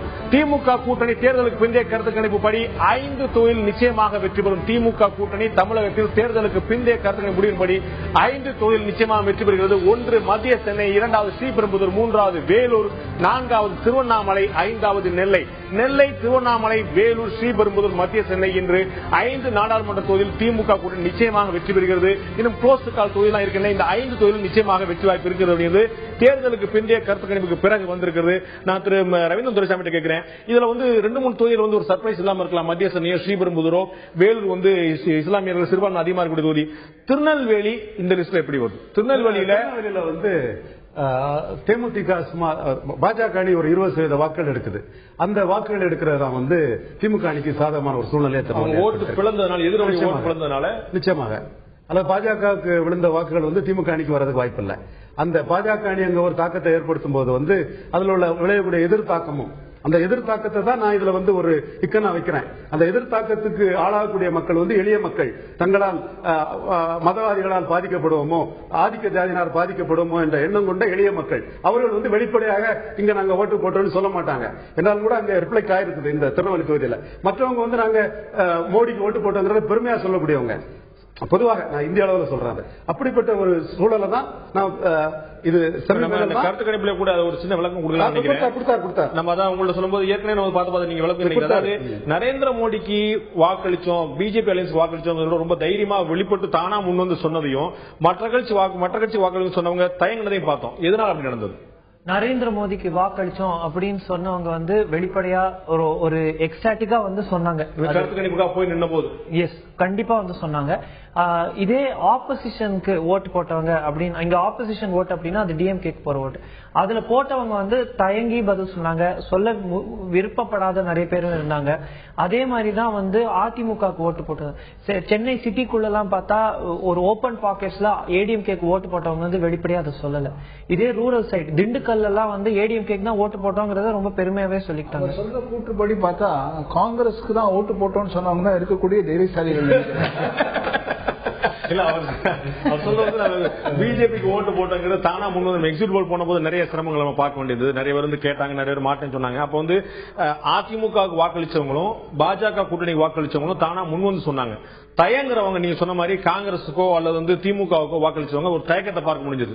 திமுக வாக்களிச்சதுல அந்த மத ரீதியாகவும் ஜாதிய ரீதியாகவும் அச்சுறுத்தப்படக்கூடிய மக்கள் தான் அதை வெளிப்படையா சொல்ல மாட்டாங்க. அதுக்கான காரணம் அச்சமா கூட இருக்கலாம். நிச்சயமா பின்னாடி கமிட்மெண்ட் வாங்கிக்கிட்டு மாத்தி ஓட்டு போட்ட கூட கமிட்மெண்ட் படி தான் சொல்லியிருப்பாங்க. ஒரு பெருமைக்குரிய விஷயம் அதுல என்னன்னு பார்த்தோம்னா நம்ம போய் கேட்ட போது நீங்க யாரு கேட்டபோது தினத்தந்தின்னு சொன்ன பிறகு நிறைய பேர் சொன்னாங்க. சொல்லும்போது மத்தவங்க யார் என்னன்னு கேட்கும்போது நாங்க தந்தின்னு சொன்ன போது அவங்க இயல்பாவே அவங்க அதுக்கப்புறம் ரொம்ப தைரியமா பேசினாங்க. அது ஒரு மிகப்பெரிய ஆறுதலான விஷயம். நண்பர்களே, நாம் பாஜக கூட்டணி வெற்றி வாய்ப்பு என்னன்னு பார்த்தோம். திராவிட முன்னேற்ற கழகத்துடைய கூட்டணி வெற்றி வாய்ப்பு என்னன்னு பார்த்தோம். அடுத்த நாம் பார்க்கக்கூடியது தேர்தலுக்கு பிந்தைய கருத்து கணிப்பில் அதிமுக வெற்றி பெறக்கூடிய வாய்ப்புள்ள தொகுதிகள் மொத்தம் எத்தனை? 24 தொகுதிகளில், தமிழகத்தில் 24 தொகுதிகளில் அதிமுக நிச்சயமான வெற்றியை பெறுகிறது. முதலாவதாக திருவள்ளூர், அரக்கோணம், வடசென்னை, கரூர், கிருஷ்ணகிரி. மீண்டும் சொல்கிறேன், திருவள்ளூர், அரூர், கடலூர், அரக்கோணம், சென்னை மற்றும் ஆரணி, சிதம்பரம், கள்ளக்குறிச்சி, நாமக்கல், ஈரோடு. மீண்டும் சொல்கிறேன், ஆரணி, சிதம்பரம், கள்ளக்குறிச்சி, நாமக்கல், ஈரோடு. அடுத்ததாக பொள்ளாச்சி, திண்டுக்கல், பெரம்பலூர், கடலூர், மயிலாடுதுறை, கடலூர், பெரம்பலூர், திண்டுக்கல், பொள்ளாச்சி. அதிமுக வெற்றி பெறக்கூடிய 24 தொகுதியில் ஒன்றா பார்த்துக் கொண்டிருக்கிறோம். நாகப்பட்டினம், மதுரை, சேலம், தேனி, ராமநாதபுரம், தேனி, சேலம், மதுரை, நாகப்பட்டினம் அதிமுக நிச்சயமாக வெற்றிகளை பெறுகிறது. அதே போல நீலகிரி, சிவகங்கை, திருப்பூர் ஆகிய 24 தொகுதிகள், திருப்பூர், சிவகங்கை, நீலகிரி ஆகிய 24 தொகுதிகளில் அதிமுக நிச்சயமான வெற்றி பெறுகிறது. தமிழகத்தில் இருக்கக்கூடிய ஆகப்பெரிய கட்சி அதிமுக என்பது அனைவருக்கும் தெரிந்த வாக்கு சதவீதம் கொண்ட கட்சி அதிமுக தெரிந்தாலும் கூட 24 தொகுதியில் நிச்சயமான வெற்றி அதிமுக பெறுகிறது என்பது தேர்தலுக்கு பிந்தைய கருத்து கணிப்பு மூலம் நமக்கு தெரிய வந்திருக்கிறது. நான் திரு விஜயசங்கர் கேட்கிறேன், இந்த மற்ற கட்சியெல்லாம் போட்டிடும் போது சிங்கிள் டிஜிட்ல இருந்தாங்க, நம்ம பார்த்தோம். பாஜக கூட்டணி 4 தொகுதியில், இவங்க 5 தொகுதியில் போட்டு இருக்கும்போது வெற்றி பெற வாய்ப்பு இருக்கும்போது இவங்க அதிமுக 24 தொகுதியில் அவங்களுடைய கால் எடுத்து வைக்கக்கூடிய அகலம் மிகப்பெரிய அளவு இருக்கு. இந்த அளவுக்கு அவங்களுக்கு எப்படி இவ்வளவு பெரிய ஹைப் கிடைக்கும்? இவ்வளவு பெரிய ஹைப் முன்னாடி சொன்ன ஆன்டி இன்கம்பன்சி ஃபேக்டர், அதாவது எதிர் வாக்குகள் என்று முன்னாடி இல்லவே இல்லை அதிமுக எதிராக. அப்புறம் இன்னொன்று பெண் வாக்குகள், பெண்களின் வாக்குகள். நடுவில் இந்த பவர் கட்டுங்கிற ஒரு பிரச்சனை வந்துச்சு. பவர் கட்டுங்கிறது எப்பவுமே இருக்கிற பிரச்சனை. அது பெரிய அளவுல திமுக உதவும், எதிர்கட்சிகளுக்கு உதவும் நினைச்சாங்க. அதுவும் நடக்கலங்கிற மாதிரி தான் தெரியுது. ஆனா என்னன்னா, இதுல பாத்தீங்கன்னா நீங்க கொடுத்திருக்க புள்ளி வரப்படி பார்த்தா அவங்களுடைய வாக்கு வங்கி 32% சொல்லுவாங்க. 32% மேலேயே வாக்கு அவர்கள் வாங்கி இருக்கிறது 34 தொகுதிகள் வாங்கியிருக்காங்க. அதனால அவர்கள் இருக்கும் பேஸையும் ரீட்டைன் பண்ணிட்டு அதுக்கு மேலேயும் போயிருக்கிறது ரொம்ப ஆச்சரியமான ஒரு விஷயம் தான். இத்தனை பல்முனை போட்டி நடக்கும்போது அது பெரிய ஒரு ஆச்சரியமான விஷயம் தான். இன்னொன்னு இந்த வாக்கு சிதறல் அது அதிமுக ஃபேவரில் தான் போயிருக்கு. ஏன்னா 4-5 அணிகளா 5 முனை போட்டி அப்படிங்கிறது நிச்சயமா போயிட்டு இருக்கு. இன்னொன்னு அந்த எடுத்த உடனே ஒரு அஃபென்சிவ்ல போயிட்டாங்க. நாங்க தைரியமா நிக்க 40 தொகுதியில் நிற்போம். அது ஒரு கான்பிடன்ஸ் இல்ல, அந்த ஒரு கான்பிடன்ஸ் மக்களுக்கு பிடிச்சிருக்கும்னு நினைக்கிறேன். எனக்கு தெரியல. இன்னொன்னு பிரதமர் வேட்பாளரை கூட பாத்திருக்கலாம். சார் நம்ம இது எக்ஸ்பிளைன் பண்ண மாதிரி ஃபர்ஸ்ட் இந்த ரேஸ், செகண்ட் இந்த ரேஸ் அண்ட் ஸ்பாய்லர் அப்படின்னு அந்த ஃபர்ஸ்ட் இந்த ரேஸ் நீங்க ஃபர்ஸ்ட் எஸ்டாப்ளிஷ் பண்ண ஒரு லீடே பிரம்மாண்டமான ஒரு லீட். ஒரு 40% மேல அவங்க ஒரு இதோட தான் ஸ்டார்டே பண்ணாங்க, ஓட் ஷேரோட. அப்படி ஸ்டார்ட் பண்ணும்போது ஆஸ் தே லாஸ்ட் அவங்க அந்த குறைக்க அது டிவைட் ஆக இவங்களோட லீடு கன்சாலிடேட் ஆன போனதுக்கு காரணம் தான் அவங்க கடைசியில இந்த பிரச்சாரம் எல்லாம் தூங்க போற நிலைமையில 40 தொகுதியிலுமே அவங்களே வெற்றி பெற்றுவாங்க அப்படிங்கிற எண்ணம் அதிமுகவுக்கு மட்டும் இல்லாம பரவலான பேசாம இருந்தது. ஆனா இந்த கூட்டணி உறுதியாக, திமுகவுடைய போட்டி உறுதியாக அதுக்கப்புறம் கொஞ்சமா குறைஞ்சிட்டே வருது. அதாவது எலெக்ஷன் பத்தின அவேர்னஸ் இருக்கும்போது இந்த எலெக்ஷன்ல நீங்க யாருக்கு ஓட்டு போடுவீங்கன்னு நம்ம ஃபர்ஸ்ட் போய் கேட்டபோது 40 தொகுதியிலுமே மெஜாரிட்டியே ஏடிஎம்கே தான் சொன்னாங்க. நம்ம ஃபர்ஸ்ட் ஒப்பீனியன் போல் ரிசல்ட் எடுத்து பார்த்தா அப்படிதான் இருக்கும். ஆனா அது ரியலிஸ்டிக் ஃபிகரா April 24 இருக்காதுங்கனால தான் நம்ம செகண்ட் போல் போனோம், எக்ஸிட் போல் பண்ணோம். அப்படி போகும்போது அவங்க த்ரெஷ்ஹோல்டுல இருந்து கீழே இறங்க அது யாருக்கு பிளவு படுதுன்னு பார்க்க இவங்க இழந்தாலுமே கூட அது இழக்கிறது மற்றவங்களுக்கு பிரிஞ்சு போறதுனால இவங்களோட லீட் இன்னும் கான்சாலிடேட்டா இருக்கிறதுனால 24. ரவீந்திரசாமி, இந்த ஒட்டுமொத்த அதிமுகவுடைய எண்ணிக்கை 24 மினிமம் கேரண்டி. அதாவது ஏடிஎம்கே பிளக்சுவேட்டிங் பார்ட்டின்னு சொல்ல கட்சி. அதாவது ஏடிஎம்கே தான் தமிழ்நாட்டில் பலமான கட்சிகளா நான் கருத்துல மாறுபடுறேன். ஆனா திமுகவோட வாக்கு வங்கி ஒரு பாறை மாதிரி. அது பிளஸ் 1 கூடும் 2 கூடும் 1 குறையும், பெருசா குறையாது. அதிமுகவோட வாக்கு வங்கிங்கிறது 10 கூட கூடிரும். ஆனா திடீர்னு அதிமுக வாக்கு வண்டி 96 மாதிரி ரொம்ப குறைஞ்சு போயிடும். அதைத்தான் நான் பதிவு பண்ணேன். 2006 நிலைமையை நீங்க மற்ற தேர்தல் ஒப்பிட முடியுமா அப்படிங்கிற கேள்வி. 96 வீக்கா இருந்து 2009 அதிமுக வீக்கா தான் இருந்து 2006 பலமா இருந்து 2006 மிகப்பெரிய 2009 பலகீனமா இல்ல அப்படிங்கறத பலகீனமா தான் இருந்தது. 96 கதை நிச்சயமா எல்லாருக்குமே தெரியும். அப்ப இருந்த ஒரு ஆன்டி இன்கம்பன்சி மாதிரி பேர் அதுக்கு முன்னாடி எப்பவுமே இல்ல, அதுக்கு அப்புறமும் இல்ல. நிச்சயமா அந்த நிலைமை அதுக்கு அப்புறமே அவங்களுடைய 2006 ஆட்சியிலே இல்ல. 2006 நல்லா இருந்தது. யாருமே வெறும் அதிமுக மட்டுமே இருந்தது. 2006 நல்லா இருந்த அதிமுக நீங்க இன்னொரு ஆங்கிள் எடுங்க. இப்ப இன்னைக்குள்ள திமுக பொசிஷன் வேற. இன்னொரு ஆங்கிள் எடுத்தா கூட 2006 உள்ளாட்சியில அதிமுக மோசமா பேர் பண்ணிச்சு. மதுரை மத்தி, மதுரை மேற்குல தேமுதிக கூட திணறிச்சு. இந்த மாதிரி எல்லாம் பலகீனங்கள் அடைஞ்சிருக்குது இடைத்தேர்தல் இருந்தாலும் கூட. அதோட விளைவுதான் 2009 அதிமுக பலகீனமா இருந்தது. ஆனா மீண்டும் 2013 நான் சொன்னேன்ல அதிமுக ஓட்டு பிளக்சுவேட்டிங் ஏறுங்கிற மாதிரி 2011 அது பெரிய லெவல்ல வந்துட்டு. அதுக்கு பிறகு இன்னும் அது பின்னடைவை சந்திக்கல. அந்த 2011 தாக்கம் தான் இப்ப இதுல இருக்குதுன்னு தோணுது.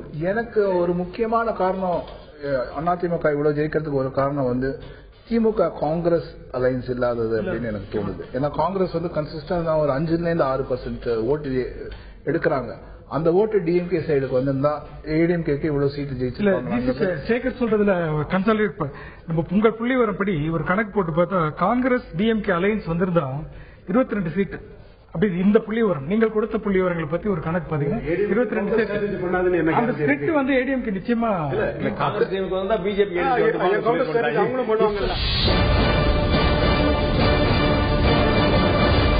ஒட்டுமொத்த தமிழகத்தில் 40 தொகுதியிலும் வெற்றி வாய்ப்புள்ள கட்சிகள் எவை என்று பார்த்துக் கொண்டிருக்கிறோம். கிறிஸ் இன்ஃபோ மீடியா நிறுவனத்துடன் இணைந்து நடத்திய 32,000 சாம்பிள்கள் நடத்திய பிரம்மாண்டமான கருத்து கணிப்பை உங்களுடைய தந்திட்டியை வெளியிட்டுக் கொண்டிருக்கிறது. திமுக கூட்டணிக்கு சாதகமாக இருக்கக்கூடிய தொகுதியில், அதிமுக தனியாக சாதகமாக இருக்கக்கூடிய தொகுதியில், தேசிய ஜனநாயக கூட்டணி சாதகமாக இருக்கக்கூடிய தொகுதிகள் எல்லாம் பார்த்தோம். இப்போது சமபலம் பொருந்திய தொகுதிகள், இழுபறில் இருக்கக்கூடிய தொகுதிகள் எத்தனை என்ன என்பதை இப்போது பார்க்க இருக்கிறோம். இழுபறில் இருக்கக்கூடிய தொகுதிகள் ஒட்டுமொத்தமாக தமிழகத்தில் சமபல தொகுதிகள் 7. அது முதலாவது தென் சென்னை, விழுப்புரம், திருச்சி, தஞ்சாவூர், கோவை. மீண்டும் சொல்கிறேன், கோவை, தஞ்சாவூர், திருச்சி, விழுப்புரம், தென் சென்னை. இந்த 5 தொகுதிகள் மட்டுமில்லாமல் மேலும் 2 தொகுதிகள் இருக்கின்றன சமபல தொகுதிகள். தென்காசி, தூத்துக்குடி ஆகிய ஒட்டுமொத்தமாக 7 தொகுதிகள் இழுபறியான நிலைமையில் இருக்கின்றன. இந்த 7 தொகுதியோட முடிவுகள் நாம் ஏற்கனவே இதுல சில விஐபி தொகுதிகள் வந்தன. அதுல முடிவுகளை யார் நூலில் அட்வான்டேஜ் எடுக்கிறார் என்று சிறிய முன்னிலையில் யார் இருக்கிறார் என்பதை பார்த்தோம்.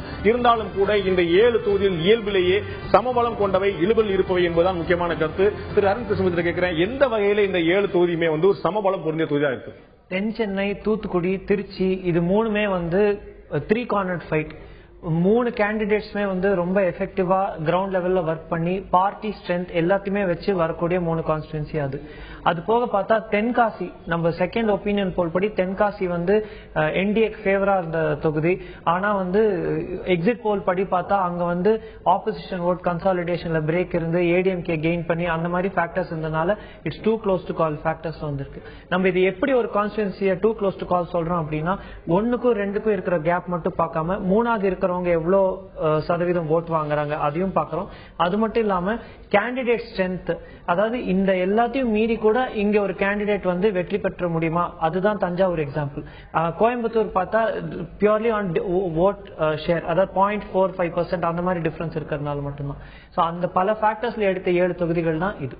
திரு சேகர், இதுல வந்து ஒரு க்ளோஸ் கால் கொடுக்கிறோம் 7 தொகுதி பார்க்கணும். விழுப்புரம் தொகுதியெல்லாம் ஒரு சர்ப்ரைஸாக இருக்குது நம்ம வந்து. ஆனா இது பார்த்தோம்னா க்ளோஸ் கால் வந்து தம்பி சொன்ன மாதிரி 1, 2 மட்டும் இல்லாம 1, 2, 3 வந்து மாறி மாறி மட்டும் போது இது எந்த பக்கம் இந்த 1%, 2% ஓட்டு நம்ம வந்து எல்லாத்தையுமே ஒரு எரர் மார்ஜின் வந்து 1ல இருந்து 3% வரைக்கும் கொடுப்பாங்க. நம்ம 2% எரர் மார்ஜின் வச்சுட்டா கூட எந்த பக்கம் போனாலும் ஆபத்து அப்படிங்கிற மாதிரி ஒரு இழுபறியில் இருக்கக்கூடிய தொகுதிகள். அதுதான் அந்த 3 cornered contestோட பியூட்டி. நீங்க பாத்தீங்கன்னா சோ உங்களுக்கு வந்து ஓட்டு 3 சைட்ல பிரியும் போது அது எங்க போய் விழுன்னு சொல்ல முடியல உங்களுக்கு. அந்த அந்த அந்த இன்ஸ்டெபிலிட்டி ஆஃப் 3 cornered contest வந்து நம்ம இங்கதான் நம்ம பார்க்க முடியுது. இதுவே 2 cornered contestனா ஓரளவு இன்னும் கொஞ்சம் தெளிவு இருந்திருக்கும் நமக்கு. சோ என்டிஏ சில இடத்துல எங்கெல்லாம் ஸ்ட்ராங்கா இருக்கும், south Madras for example, Thoothukudi எடுத்துக்காங்க. அவர் Joel is a very good candidate for DMDK. ரெண்டுமே MDMK ரெண்டு நல்ல powerful strong candidate. People work there locals அப்படின்னு வரும்போது கட்டாயம் அது வந்து ஒரு உந்துதல் கொடுக்குது அவங்களுக்கு. அதை பிரேக் பண்ணி தான் ரூலிங் பார்ட்டி ஏடிஎம்கே அங்க ஜெயிக்கணும் அப்படின்னு வரும்போது தான் உங்களுக்கு வந்து இந்த க்ளோஸ் கான்டெஸ்ட் வருது. அந்த ஏரியால வந்து உங்களுக்கு டாஸ்க் கன்சாலிடேஷன் நடக்குது. தென்காசியில வந்து உங்களுக்கு தலித்ஸ் இருக்காங்க. அதே மாதிரி உங்களுக்கு தூத்துக்குடியில வந்து இந்த Christian population railing behind DMK அப்படின்னு வரும்போது இதெல்லாம் சேர்ந்து வரும்போது உங்களுக்கு குழப்பமான மனநிலை ஏற்படுது. நண்பர்களே, அடுத்ததாக இந்த 7 நாடாளுமன்ற தொகுதியில டூ க்ளோஸ் டு கால் இழுபறி சமபலம் என்று சொல்லக்கூடிய இந்த 7 தொகுதியில் அதிமுகவுக்கு, திமுகவுக்கு, தேசிய ஜனநாயக கூட்டணிக்கு சாதகமாக இருக்கக்கூடிய தொகுதிகள் இந்த 7லையும் நாம் பிரித்து அட்வான்டேஜ் எடுக்கக்கூடிய கட்சி எது என்று பார்க்கும்போது அதிமுகவுக்கு சாதகமாக இருக்கக்கூடிய இந்த தொகுதிகள், இழுபறியில் இருக்கக்கூடிய சமபலத்தில் இருக்கக்கூடிய தொகுதிகள் அதிமுகவுக்கு சாதகமாக 5 தொகுதிகளை பார்க்கிறோம். தென் சென்னை, விழுப்புரம், திருச்சி, தஞ்சாவூர், தூத்துக்குடி இந்த 5 தொகுதிகளும் சமபலம் பொருந்திய இழுபறியில் இருக்கக்கூடிய தொகுதிகள் தான். ஆனால் மிக சின்ன அளவில் நூலில் வித்தியாசத்தில் தென் சென்னை, விழுப்புரம், திருச்சி, தஞ்சாவூர், தூத்துக்குடி இந்த 5 தொகுதியில அதிமுக முன்னிலை பெறக்கூடிய வாய்ப்பு இருக்கிறது. நண்பர்களுக்கு மீண்டும் ஒரு முறை சொல்லிக் கொள்கிறோம், இது வந்து நூலில் இருக்கக்கூடிய சமபலம் பொருந்திய தொகுதிகள் தான். இங்கு முடிவுகள் எப்படி வேணுமானாலும் மாறலாம். ஆனால் நூலிலை வித்தியாசத்தில் இந்த 5 தொகுதிகளில் தென் சென்னை, விழுப்புரம், திருச்சி, தஞ்சாவூர், தூத்துக்குடி 5 தொகுதியில் அதிமுக சிறிய அளவில் முன்னிலை பெறுகிறது.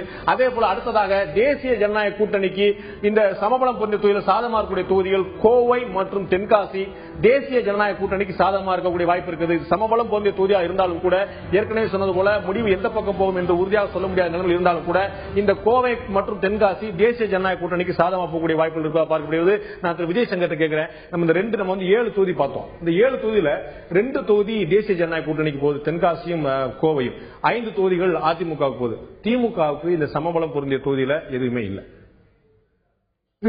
இதுல திருச்சி, சென்னை, கோயம்புத்தூர் பாத்தீங்கன்னா ஓரளவுக்கு படித்தவர்கள் நிறைந்த ஒரு மிடில் கிளாஸ் டாமினேட்டட். இதுல வந்து அந்த தொகுதியில வந்து ஏடிஎம்கேக்கு ஓரளவுக்கு பிஜேபி எங்க இல்லையோ, இந்த தொகுதியில் பிஜேபி எங்க இல்லையோ அந்த இடத்துல வந்து பிஜேபி ஓட்டுகள் வந்து ஏடிஎம்கே போற சான்ஸ் இருக்கு.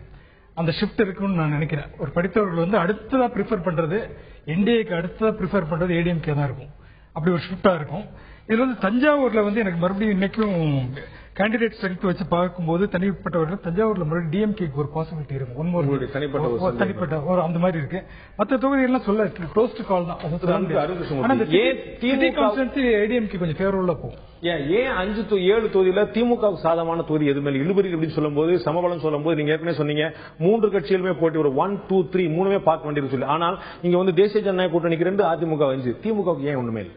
தஞ்சாவூர் வந்து திமுக கொடுத்திருக்கலாம். ஆனா கொடுக்காத காரணம் என்னன்னா அங்க வந்து ஒரு ரீசன் பேஸ்ட் ஓட்டிங் அப்படின்னு ஒண்ணு பார்த்தோம். காவிரி அந்த டெல்டா இது அதெல்லாம் இருந்ததுனால ஏடிஎம்கே அங்க கேண்டிடேட் ஸ்ட்ரென்த்தையும் மீறி அதை நம்ம இழுபறியில போட்டதுக்கு காரணம் டிஆர் பாலு.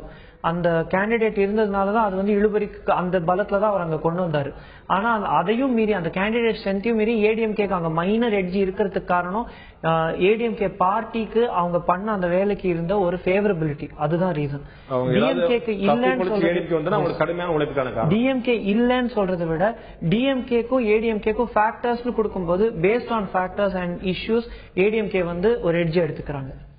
நண்பர்களே வந்து இறுதியான ஒரு கார்டு நம்ம ஒரு புள்ளிவரத்தை பார்க்க இருக்கிறோம். நம்ம ஏற்கனவே பார்த்தோம் அதிமுகவுக்கு சாதகமாக இருக்கக்கூடிய தொகுதிகள், திமுக அணிக்கு சாதகமாக இருக்கக்கூடிய அணிகள் தொகுதிகள், அதே போல தேசிய ஜனநாயக கூட்டணி சாதகமாக இருக்க தொகுதிகள் நம்ம 3 வகையா பார்த்தோம். இழுபறியில் இருக்கக்கூடிய தொகுதிகளை பார்த்தோம். அதே போல சமபலம் பொருந்திய தொகுதிகளும் பிரித்து நம்ம பார்த்தோம். இப்போ ஒட்டுமொத்தமா நமக்கு ஒரு தெளிவு பிறக்க வேண்டியிருக்கு, தெளிவு தேவைப்படுகிறது. ஒட்டுமொத்தமாக தமிழகம் முழுக்க 40 தொகுதி, தமிழகம் மற்றும் புதிய 40 தொகுதியிலும் எந்த கட்சிக்கு எத்தனை இடங்கள், எந்த கூட்டணிக்கு எத்தனை இடங்கள் என்று இந்த இறுதியான நிலவரத்தை பார்க்க இருக்கிறோம். இப்போது தமிழகம் ஒட்டுமொத்தமாக பார்க்கும்போது அதிமுகவுக்கு 24 தொகுதிகள், திமுக அணிக்கு 5 தொகுதிகள், பாஜக அணிக்கு 4 தொகுதிகள், சமபலம் பொருந்தியவை 7 தொகுதிகள். சமபலம் 7 தொகுதிகள், பாஜக அணி 4 தொகுதிகள், திமுக அணி 5 தொகுதிகள், அதிமுக 24 தொகுதிகள். இதை நாம் அடுத்த கட்டமாக கொண்டு போது சமபலம் பொருந்திய கட்சியை நம்ம இரண்டாக பிரிக்கும் போது அதுக்கான போகும்போது அதிமுகவுக்கு 24+5 ஒட்டுமொத்தமாக அதிமுக 40 தொகுதிகளில் 29 தொகுதிகளை அதிமுக பெறுகிறது. திராவிட முன்னேற்ற கழக அணி 5 தொகுதிகளை பெறுகிறது. பாஜக தேசிய ஜனநாயக கூட்டணி அணி 6 தொகுதிகளை பெறுகிறது. தேசிய ஜனநாயக கூட்டணி 6 இடம், திராவிட முன்னேற்ற கழக அணி 5 இடம், அதிமுக அணி அதிமுக தனியாக போட்டிட்டு 29 தொகுதியில் பெறுகிறது. இதுதான் 40 தொகுதியிலும் நாம் நடத்திய தேர்தலுக்கு பிந்தைய கருத்து கணிப்புடைய ஒட்டுமொத்தமான இறுதி நிலவரம் என்று பார்க்க முடியும். சமபலம் பொருந்திய தொகுதிகள் 7. இந்த 7 நாம் பிரிக்கும் போது அதிமுக 29 இடங்களில் வெற்றி பெறுகிறது. அவர்களுக்கான வாய்ப்பு அதிகமாக இருக்கிறது. 40க்கு 40 எதிர்பார்த்தோடு 29 தொகுதியை நிச்சயமாக பெறக்கூடிய வாய்ப்பு அதிகமாக இருப்பதை நான் பார்க்கிறோம். திரு ரவீந்திரன் துரைசாமி கேட்க விரும்புகிறேன், இந்த ஃபைனல் டேலி நம்பர் உங்களுடைய பார்வை. இந்த ஃபைனல் டேலி நம்பர் வந்து ஏற்கனவே நம்ம ப்ரீ போல் பண்ணது எல்லாமே அதை ஒட்டி தான் இருக்குது. இதுல வந்து ரொம்ப 29 அப்படிங்கிற நம்பர் நீங்க எதிர்பார்த்தீங்களா? இல்ல 24+5 29 ஏற்கனவே உள்ள முதற்கட்ட சர்வேக்கெல்லாம் வரும்போது பார்க்கும்போது இந்த இது எதிர்பார்த்தது. இதுல வந்து கல்குலேஷன் டாஸ்க் என்னன்னா இருமனை போட்டியை ப்ரெடிக்ட் பண்றது ஈஸி. இது வந்து மிகப்பெரிய ஒரு கடினமான ஒரு வேலை. நீங்க வந்து நம்ம மத்திய பிரதேச ராஜஸ்தான்ல உள்ள வந்து ப்ரொஜெக்ஷனும் எக்ஸிட்டும் இப்ப நடந்த சட்டமன்ற தேர்தல் எக்ஸிட்டும் சரி ப்ரீ போலும் சரியா வந்தது. ஆனா டெல்லியை வந்து யாரும் மும்முனை போட்டியில வந்து மிக துல்லியமா சொல்ல முடியல. இவங்க வந்து திரு யோகேந்திர யாதவ் பாசறையில பயின்ற ஒரு மாணவர் சிறப்பா செயல்படுகிறார். அவரோட மெத்தடாலஜி சயின்டிபிக் அப்ரோச் எல்லாம் நல்லா இருக்குது. இது வந்து என்றாலும் நான் என்னோட கருத்துப்படி அவர் வந்து குவார்டர் ஃபைனல், செமி ஃபைனல், 16ஆம் தேதி ஃபைனல். ரவீந்திரன் துரைசாமியோட எண் என்ன? தந்தி டிவியோட எண் வந்து 29 அதிமுக. உங்களுடைய எண் என்ன? என்னோட எண் வந்து அந்த எண்ணு வந்து எனக்கு கணிக்க முடியாது. நான் வந்து திமுகவுக்கு பாசிட்டிவான நிறைய விஷயங்களை நான் சொன்னாலும் கூட திமுகவுக்கு மைனஸான விஷயங்களும் இருக்குது. அதுல வந்து நம்ம இப் கிளாஸ் வச்சுதான் சொல்ல முடியும். திமுகவுக்கு வந்து ஆல் அதர்வைஸ் 18 தொகுதி வரணும். நான் 32,000 பேர் ஒரு பக்கமும் ரவீந்திரன் துரைசாமி இன்னொரு பக்கம் வைக்க விரும்புறேன். திமுக மிகப்பெரிய அதிர்ச்சியான ஒரு எண்ணை எதிர்கொள்கிறது. 5 இலக்கங்கள், 5 தொகுதி, அப்படி 5 தொகுதி மட்டும் அப்படிங்கிறது நிச்சயமாக திமுக மட்டுமல்ல எல்லாருக்கும். அதிமுக வந்து எதிர்பார்த்த எண்ணாக இருந்தாலும் கூட 5 அப்படிங்கிறது நமக்கே ஒரு வியப்பை ஏற்படுத்தக்கூடிய நம்பர். முதல்ல சொன்ன மாதிரி காங்கிரஸோட கூட்டணி கலைச்சது பெரிய தப்பு. அது ஒரு பெரிய பின்னடைவு அவங்களுக்கு ஏற்படுத்தி இருக்கு. ஸ்டேட்மெண்ட் வந்து சரி நினைக்கிறீங்க? தேர்தலுக்கு பின்னாடி திமுகக்குள்ள நடந்த உள்கட்சி குழப்பங்கள் அது ஒரு காரணம். அப்புறம் திமுக வந்து யங் ஓட்டர்ஸ் அட்ராக்ட் பண்ணல. They have lost the young voters. போன 2011 election they have lost the young voters. ஸ்டாலினுடைய கடுமையான பிரச்சாரம் அது ஒரு ஃபேக்டர்னால தான் இது கூட வந்திருக்குன்னு நான் சொல்றேன். And some constituency candidate selection கூட அப்படின்றோம். தென் மாவட்டங்கள்ல அழகிரியோட ஃபேக்டர் எந்த அளவுக்கு இருந்து நினைக்கிறேன், அவங்க கூட இது ஒரு காரணமா இருக்குமான்னு நினைக்கிறீங்களா? இல்ல அழகிங்கிறது வந்து எனக்கு இங்க தமிழக அழகிரி ஃபேக்டர் இருக்க மாதிரி தெரியல. பட் நான் இன்னொரு திமுக பத்தி நான் சொல்ல வேண்டிய விஷயம் என்னன்னா, அண்ணா திமுக பத்தி நீங்க 24, 29 ஒரு பாசிபிலிட்டினா நீங்க 24 தொகுதின்னு கொடுத்தாலும் வாக்குகள் பாத்தீங்கன்னா இந்த ஸ்ட்ராட்டஜி கரெக்டா இருந்துச்சுன்னா 36, 40 ரொம்ப அதிகம், ரொம்ப முன்னிலையில் இருக்காங்க. ஓரளவுக்கு அவங்களுக்கு ஃபேவரபிளா தான் போயிருக்கு ஓரளவு. ஆனா அடுத்த இடத்தில் திமுக வந்து ஏறக்குறைய 26 சீட்ல வந்து 30% மேல் வாக்கு இந்த உங்கள் புள்ளிவரப்படி. அதனால வந்து இதுல வந்து அடுத்த திமுக கருத்துக்கணிப்புல ஏற்கனவே சொன்ன மாதிரி வாக்கு சதவீதம் பாத்தீங்கன்னா திமுகவோ ஏன் காங்கிரஸோ வந்து ஒரு மோசமான தோல்வியை சந்திக்கல. ஆனா நம்ம எண்ணிக்கை அடிப்படையில் எண்கள் அடிப்படையில் மாறும்போது நிச்சயமாக ஸ்ட்ராங்கான பேஸ் திமுக வந்து தன்னுடைய வேரை இழந்து விடவில்லை அப்படிங்கிறது யாருக்கு முதல் மாற்று கருத்துல முதல்ல பாத்துட்டோம். ஆனா அந்த ஓட்டா இருக்கக்கூடிய விஷயம் சீட்டா கன்வெர்ட் ஆகும்போது திமுக பின்னடைவு. அடிப்படையில வந்து டிஎம்கேக்கு வந்து ஒரு 24-23% கொடுப்பாங்க. உங்களுடைய முடிவு வந்து ஒரு 30%. சோ ஒரு டெஃபினட்டா உங்களுக்கு வந்து ஒரு ஸ்விங் இருக்கு. உங்களுக்கு இதோட அதிகமா வரும் தான் என்னோட. 2009 வந்து திமுக வந்து யூபிஏவோட கூட்டணியா இருந்து நாங்க திருப்பி ஜெயிச்சா யூபிஏ ஜெயிச்சா திருப்பி திமுக தான் ஆட்சிக்கு வரும், மத்திய அமைச்சரவையில அப்படிங்கிற ஒரு ஃபேக்டர் இருந்தது. இப்ப திமுக வந்து ஜெயிச்சா திமுக ஓட்டு போட்டா அவங்க எந்த அரசுலயும் அவங்க பார்ட்டிசிபேட் பண்ண போறது இல்லையே, எதுக்கு அவங்களுக்கு ஓட்டு போடணும்? ஜெயிக்கிற கட்சிக்கு வாக்களிப்போம். அவங்க பிரைம் மினிஸ்டர் கேண்டிடேட் கிடையாது, அவங்க பிஜேபி கூடயும் போக முடியாது, அவங்க காங்கிரஸையும் அவங்க கழிச்சுட்டாங்க. அப்போ வந்து ஒரு தேர்ட் ஃப்ரண்ட் வந்தாலும் அது டிஎம்கேவோட ஏடிஎம்கேக்கு தான் ரூல் ஜாஸ்தி அப்படிங்கறத மக்கள் ஃபீல் பண்ணிருக்கலாம். சோ அதனால டிஎம்கேக்கு குறைச்சலா கூட ஓட்டு விழுந்திருக்கிறது, அதுவும் ஒரு காரணம் தான் நான் நினைக்கிறேன். திரு அருண் கிருஷ்ணமூர்த்தி, உங்களுடைய இறுதியான பார்வை இந்த ஒரு ஹெல்ப்லைன் டாஸ்க் நீங்க சொல்லக்கூடிய ஒரு மிகப்பெரிய ஒரு வேலையை நம்ம வந்து முடிச்சிருக்கிறோம். தந்தி டிவி கிறிஸ்டியன் மீடியா நடத்தின பிறகு முடிந்த பிறகு இப்போது இன்றைக்கு நீங்க வந்து அகில இந்திய அளவில் பல தொலைக்காட்சி சேனல்கள் வந்து வெளியிட்ட நம்பர்லாம் நீங்களும் பாத்தீங்க. இதன் பிறகு உங்களுடைய கான்பிடன்ஸ் லெவல் எப்படி இருக்கு? உங்களுடைய எண்ணம் வந்து இதுல வந்து எவ்வளவு தூரம் இதுல உறுதியா இருக்கலாம்? இந்த நம்பர் நம்ம போடக்கூடிய ஃபைனல் ஃபிகர் 29.56 அப்படிங்கிற ஃபைனல் ஃபிகர் உங்களுக்கு எந்த அளவுக்கு நம்பிக்கை ஏற்படுத்தும்? நம்ம வந்து உண்மையாவே மக்களை சந்திச்சு எத்தனை பேரை எடுக்க முடியுமோ அத்தனை பேர்கிட்ட ஒப்பீனியன் வாங்கி அவங்க எல்லார்கிட்டயும் உண்மையான நிலவரத்தை மக்களுக்கு கொண்டு வரணும் தான் ஒரு அடிப்படை இதோட நம்ம போனோம். அதை தான் நம்ம பண்ணிருக்கோம். மற்ற தொலைக்காட்சிகள் இந்த நம்பருக்கு பக்கத்திலேயே நம்பர் கொடுக்கறதுனால நம்மளுக்கு கான்பிடன்ஸ் உருவாகுது. நம்மளுக்கு கான்பிடன்ஸ் வரதுக்கு ஒரே காரணம் நம்ம சந்திச்ச மக்கள் அவங்க கிட்ட வாங்கின உண்மையான டேட்டா. அது மட்டும் இல்லாம தினத்தந்தி நியூஸ் பேப்பரோட நெட்வொர்க், கிறிஸ்டியன் மீடியா டீம் பண்ண ஒர்க், அதெல்லாம் வச்சுதான் நம்ம இந்த ரிசல்ட் வந்திருக்கோம். சோ இது வந்து நம்ம கிட்ட இருக்கிற டேட்டா வேலிடேட் பண்ணி எவ்வளவு க்ளோஸா உண்மையா கொடுக்க முடியுமோ அது கொடுத்திருக்கோம். இதையும் மீறி மக்கள் மாத்தி ஓட்டு போட்டிருப்பாங்கன்ற எண்ணம் எனக்கு இல்ல. என்ன வருதுன்னு 16ஆம் தேதி இந்த நம்பர்ல நீங்க உறுதியா இருக்கிறீங்க? கண்டிப்பா. நண்பர்களே, நாம வந்து ஏற்கனவே பார்த்தது போல மீண்டும் ஒரு முறை சொல்கிறேன், ஒட்டுமொத்தமாக தமிழகத்தில் இருக்கக்கூடிய தமிழகம் மற்றும் புதுக்கூடிய 40 தொகுதிகளில் அதிமுக 29 இடங்கள், திராவிட முன்னேற்ற கழக அணி 5 இடங்கள், தேசிய ஜனநாயக கூட்டணி 6 இடங்கள் என்று ஒட்டுமொத்தமாக 40 தொகுதி வெற்றி நிலவரம் பார்த்திருக்கிறோம். ஏற்கனவே திரு ரவீந்திரன் துரைசாமி அவர்கள் சொன்னது போல ஏற்கனவே நம்ம வந்து குவார்டர் பைனல் பார்த்தோம், இது செமிஃபைனல் பார்த்திருக்கிறோம். இறுதியான பைனல் மே 16ஆம் தேதி நடக்க இருக்கிறது. மே 16ஆம் தேதி உங்களுடைய முடிவுகள் என்ன என்பது வெட்ட வெளிச்சமாக தேர்தல் கமிஷன் சொல்ல இருக்கிறது. தேர்தல் கமிஷன் சொல்வதற்கு முன்னால் உங்களுடைய எண்ண ஓட்டங்களை புரிந்து கொள்வதற்கான முயற்சியில் தந்தி டிவி இறங்கியது. உங்களுடைய எண்ண ஓட்டங்களை நாங்கள் சரியாக புரிந்து கொண்டிருக்கோமா, இன்னும் நாங்கள் ஏற்ற வேண்டிய விஷயங்கள், மாற்ற வேண்டிய விஷயங்கள், தெரிந்து கொள்ள வேண்டிய விஷயங்கள் நிறைய இருக்கிறதா பார்க்கலாம். மே 16ஆம் தேதி ஒட்டுமொத்தமாக தெரிந்துவிடும். மே 16ஆம் தேதி காலை 6 மணி முதல் விடிய விடிய உங்களுக்கு வந்து அற்புதமான நேரடியான நொடிக்கு நொடி நேரலை நிகழ்ச்சியை வழங்க இருக்கிறோம். உங்களுடைய எண்ண ஓட்டங்கள் என்னவா இருக்கிறது, வாக்குப்பதிவுடைய முடிவு, வாக்கு எண்ணிக்கை ஒட்டுமொத்தமாக காலை 6 மணி முதல் உங்கள் தந்தி தொலைக்காட்சியில் இடைவிடாமல் வழங்க இருக்கிறோம். இந்த முடிவுகள் உங்களுடைய முடிவுகளோடு எந்த அளவுக்கு ஒத்து போகின்றன, உங்களுடைய எண்ண ஓட்டங்களை தந்தி டிவி எந்த அளவுக்கு புரிந்திருக்கிறது பார்க்கலாம். மே 16ஆம் தேதி இந்த நிகழ்ச்சியில் கலந்து கொண்டு கருத்து தெரிவித்த திரு சேகர் அவர்கள், திரு ரவீந்திரன் துரைசாமி அவர்கள், திரு விஜயசங்கர் அவர்கள், தம்பி அருண் கிருஷ்ணமூர்த்தி 4 பேருக்கு நன்றி.